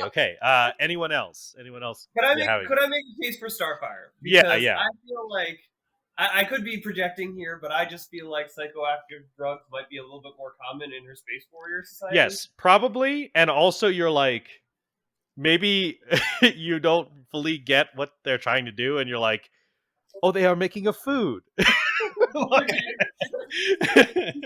And maybe food oftentimes is psychoactive on Now I Tamaran. need to make the decision if Beast Boy becomes really like into weed. Yeah. Under seaweed. I think that seaweed. Seaweed. I think that as soon as I see Raven sneaking it, I would sneak it. Oh, that is. Okay. How about? Yeah. How about how about Cyborg? What are you doing? Me? Oh no, I'm helping with the tech side of it. I mean, I've got all sorts of tools and making sure everything goes right. All right. I could be filtering out all the impurities and things. Gotcha. So you're actually really focused on the technical side of it. You're not interested in the vice. Yeah, I mean, especially since I'm the one making it, I'm probably trying. Robin, are you? Robin's not going to touch it. Yeah. Okay. He likes to keep his brain as clear as possible. Yeah. So that's nothing. Yeah. So basically, anyone who wants to sneak some, and let me know if you take some in this time period, because you do have a few hours while all this is going on. Let me know if you take some when you succeed, and then but to succeed in taking a baggie or whatever, and spiriting it off. Roll sleight of hand. Anyone who wants to snag some without being. What is Aqualad's fish boy friend's name again? Tram. Yeah, Tram. Does he try and take some? He doesn't even like ask for permission. He just picks up a baggie and like goes over to a corner. And, like I nat 20. 19 for sleight of hand. Okay. I nat very 20. good. I'm getting high. All right. Yeah. So Taking just, it right now. just to point it out, Robin's passive perception is 21. Wait. Charlie, you rolled a 20, not a d20, I think. Wait, what? No. Yes, you Yeah. rolled a nat 20 plus 1. No. Wait. Wait. Because look Can you at just Chris's roll roll. 20? Wait, Yeah, it let me says try rolling this. 20 plus 1. If you type 20, it'll just Oh, say you're the right. answer. Oh, Yeah. you're right. I'm so sorry. I was like, She's like, I I was like, rolled. no, I'm getting high. yeah. Whatever, 19. 19. Oh, that's still good. Okay. Right. Now, I said I'm getting high Okay. and I meant it. That was Now- 19 and the 19. basically, yeah. So the question is for the people who are not, who may notice or not, do you care if you end up noticing anyone do this? I'd be a little peeved because like we have a mission we gotta do. Right. What are you guys doing? So Right. Apple that, are you, what's your passive perception? That is the Oh right. question. Yeah, that's your Yeah, question. I gotta. Yeah, it's my passive it's- perception is 17. Oh wow, that's pretty good. Yeah. But you don't notice him. But you won't notice any. You will notice Beast Boy. I think you rolled a 7, I'm right? not taking any. Oh, you're not taking any. Okay, so you're not. you don't notice anyone. Now I think About that. I think that Robin will notice. With a 21 passive perception, I have a feeling. Yeah, you will notice. What Robin's going to do is he sees, I don't know who's the first person to go up, Okay. I think it was Raven. but Yeah, it was Raven. just, without making a big deal, he's like, if anybody's going to take some, wait until after the mission is over to take it when we're back at Titan's Tower. And he just keeps going with it. Just says it out loud, not pointing out to anybody. Very good. Very good. He's just like, all right. At this point, I notice people taking it, and I'm like, should I take some? All right. Next so do you episode, guys? Teen Titans Yeah. get high. Yeah. Do you Next guys? episode, Teen Titans get high. Yeah. Do you guys choose agree that you'll wait until after the mission? Yeah, of course. I didn't say anything, so I'll probably wait until after the mission. Okay. But, Yeah, if there's another just- period where yeah. we end up waiting for hours inside of an underwater cave, I would Right. take Right. Yeah. Just let me know if that's the case. So Because listen, plenty of great warriors get juiced up on things before they go out. You know? this high is what all true warriors strive for. But I don't think this is the type of drug a warrior would take. I don't know what kind of drug it is. I haven't taken it yet. I don't know, man. I mean, Vikings would take fucking psychoactive mushrooms to go berserk mode. I You just look, at, you look at the Tamaranians and you tell me that they're not experiential learners. Yeah. So, actually, do we know how much this is going to need to be dosed to not kill them? I would say with the success of Beast Boy's herbalism roll thus far, you would. So basically, yeah. Now the delivery system is the next issue. So if you affect the machine directly, now this is not yeah, this is you can try to. In my mind, there's essentially two options. You sneak in. You affect the machine directly into its nutrients feeding ports, and it will, as long as you put the proper amount, it will probably spread whatever is in its nutrients dispersal system equally. And so if you have the right amount and you don't make sure that it's enough to kill all of them, then it'll just disperse it at a safe amount. And again, that's why I brought up before how if this is an LSD type drug, it probably it will take a very small dosage to actually be effective on an individual, and B, it will not be very physically damaging. So, yeah, if it's that kind of psychoactive drug, like LSD or I think even DMT. Kids, do not take my drug advice as as gospel. This is a fantasy podcast, but You're already pretty far gone if you're taking drug advice from like 12 episodes of D&D Teen Titans podcast. yeah, Then Please be safe. yeah, just be safe and basically yeah. So yeah, I think yeah, I think basically yes, you guys have the correct dosage and amounts down, and so yeah, it will take a lot just by sheer virtue of it needs to spread amongst a ton of individuals, but basically, so that's another thing is that it will be probably like a big sack. You'll need like it'll be like maybe 2 or 3 people to carry it all in, and you'll have to it'll be like Santa Claus sneaking in with his big fucking sack of toys. Like, I mean, I could just telekinesis it and that is true. But it's noticeable. So basically, you have to stealth. I will be a stealthy, fast sea creature. Yeah. Now it will go above. Like the interior of the cave is open air. That's probably so that the machine like can operate without being damaged by the seawater. So, I feel like we should use some reverse psychology here. Because these guys are uber selfish. So I feel like we go in there and be like, oh man, this is the best stuff in the world. But, only we can use it because we're super cool. Well, yeah, here's an idea. I guess, well, I shouldn't just say ideas. So go ahead and roll, anyone can roll intelligence and I'll give you a hint. Or what I'm thinking. I'll do intelligence because it's high. Anybody else can too. That's 23. That's 23. So, with a 23, this is kind of the and you can add whatever details you think would be effective. This is kind of the idea that forms in your mind. You realize that of the 2 Tritons that you guys have encountered thus far, one is dead, probably, most likely, and one is in your captivity.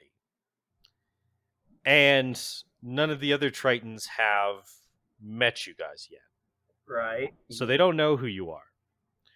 Now, you are allies with Aqualad, but you could, maybe with the aid of the Triton you've captured to make it look even more convincing, you could say that you are a team of surface dwellers that want in on Triton's glorious uprising, over the surface world and whatever. Or we could disguise ourselves as Tritons.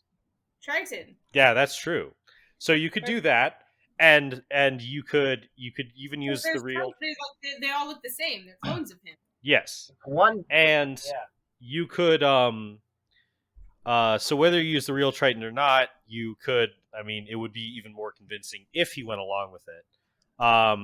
You could pretend like you have Aqualad in custody and you are offering him as a thing, and then you are saying we have this great chemical that, you could not tell them and then sneak the drug in behind their backs, or you could say we have this great chemical that will increase the strength of the cloning army or whatever.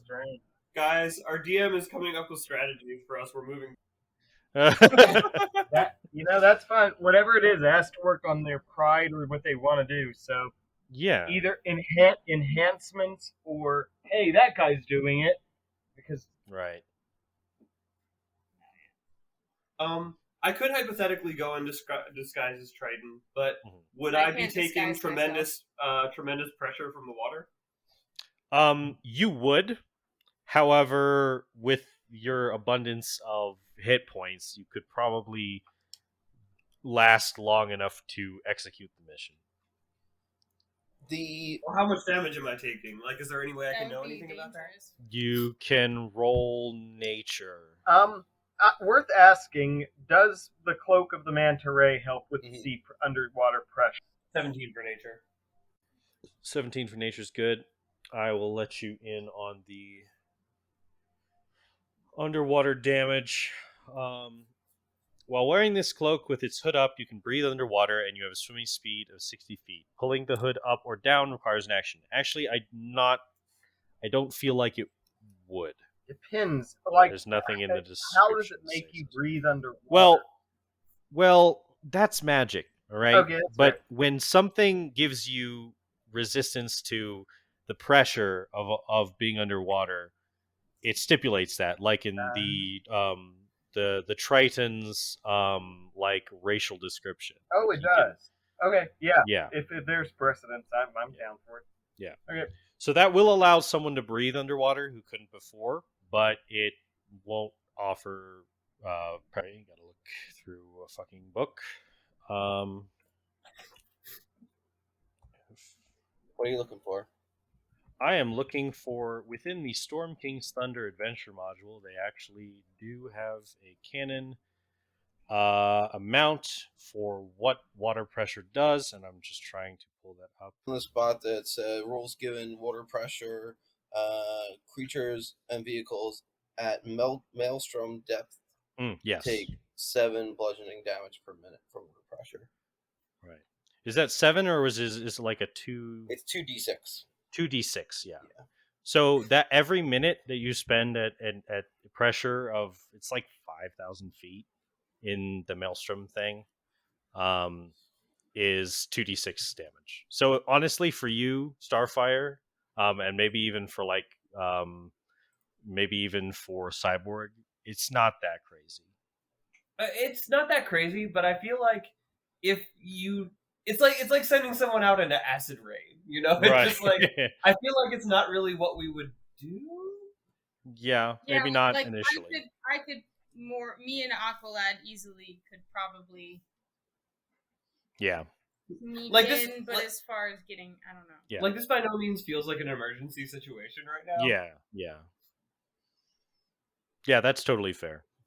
Disguise. So in that regard, I can't disguise myself. yeah, you can't disguise yourself. So it would really rely more if like Starfire is not going to be present to do disguise self. It would really require to sell it. I think it'd really require the participation of this other Trident, which you could maybe convince him of. It is worth noting, if you guys give me a day, I can cast Disguise Self and or Invisibility, or alter self. So I do have spells that can help. That is a day, though. Yeah. Day seems rough. Well, also, can you cast that on somebody else? I think so. Well, invisibility. Oh, You could, I think even more on Invisibility. Yeah. So it really depends on what you guys want to do. However, I think we will leave we've got most of the strategizing in place. We have this plan. We can discuss it more over the next couple of weeks in chat and come back with something more solid next time on Teen Titans Roll. Well, you've got to give us a dramatic closing image, though. Ta-da! The dramatic closing image is you guys stealing fucking drugs. Ouch. Drama is that we've included drugs in this. The Starfire drama. and Raven grab the drugs, and Robin turns his head and looks at them, and then it freeze frames in black and white. And then goes over. Yeah. The war on drugs. The next one's gonna be a very Beautiful. special episode where the president introduces it. Now, kids. This is not how I expected this to go. Now, kids, you shouldn't do drugs. Yeah. Good for bad guy. Which episode of Teen Titans was Don't Do Drugs, Kids? Yeah. Not this one. Not this one. Also, no. title drop: Deep 420.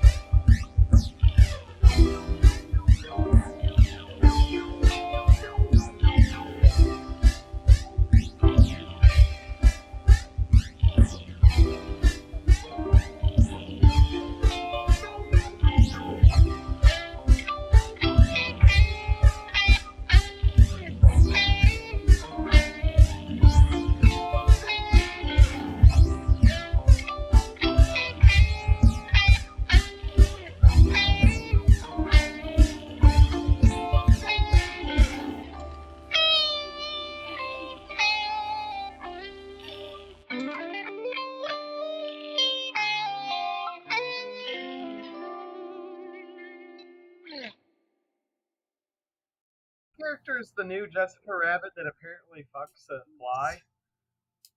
No, they made the mouse from Rescue Rangers, Oh, the her. girl mouse, the mechanic. They made her fuck the fly. Spoilers. They didn't make her fuck the fly. She chose She to fuck chose the fly. to. She was She's in love with the real fly. kid. She's That's not what a. Everyone's talking at once. Yeah, she pretty cool. she is a fictional character. She does not have agency. The writers made her fuck the fly. So you're saying that every canon relationship is non-consensual? Yes. Because the writers make them do it. Yes. That's a Tumblr hot take if ever I heard.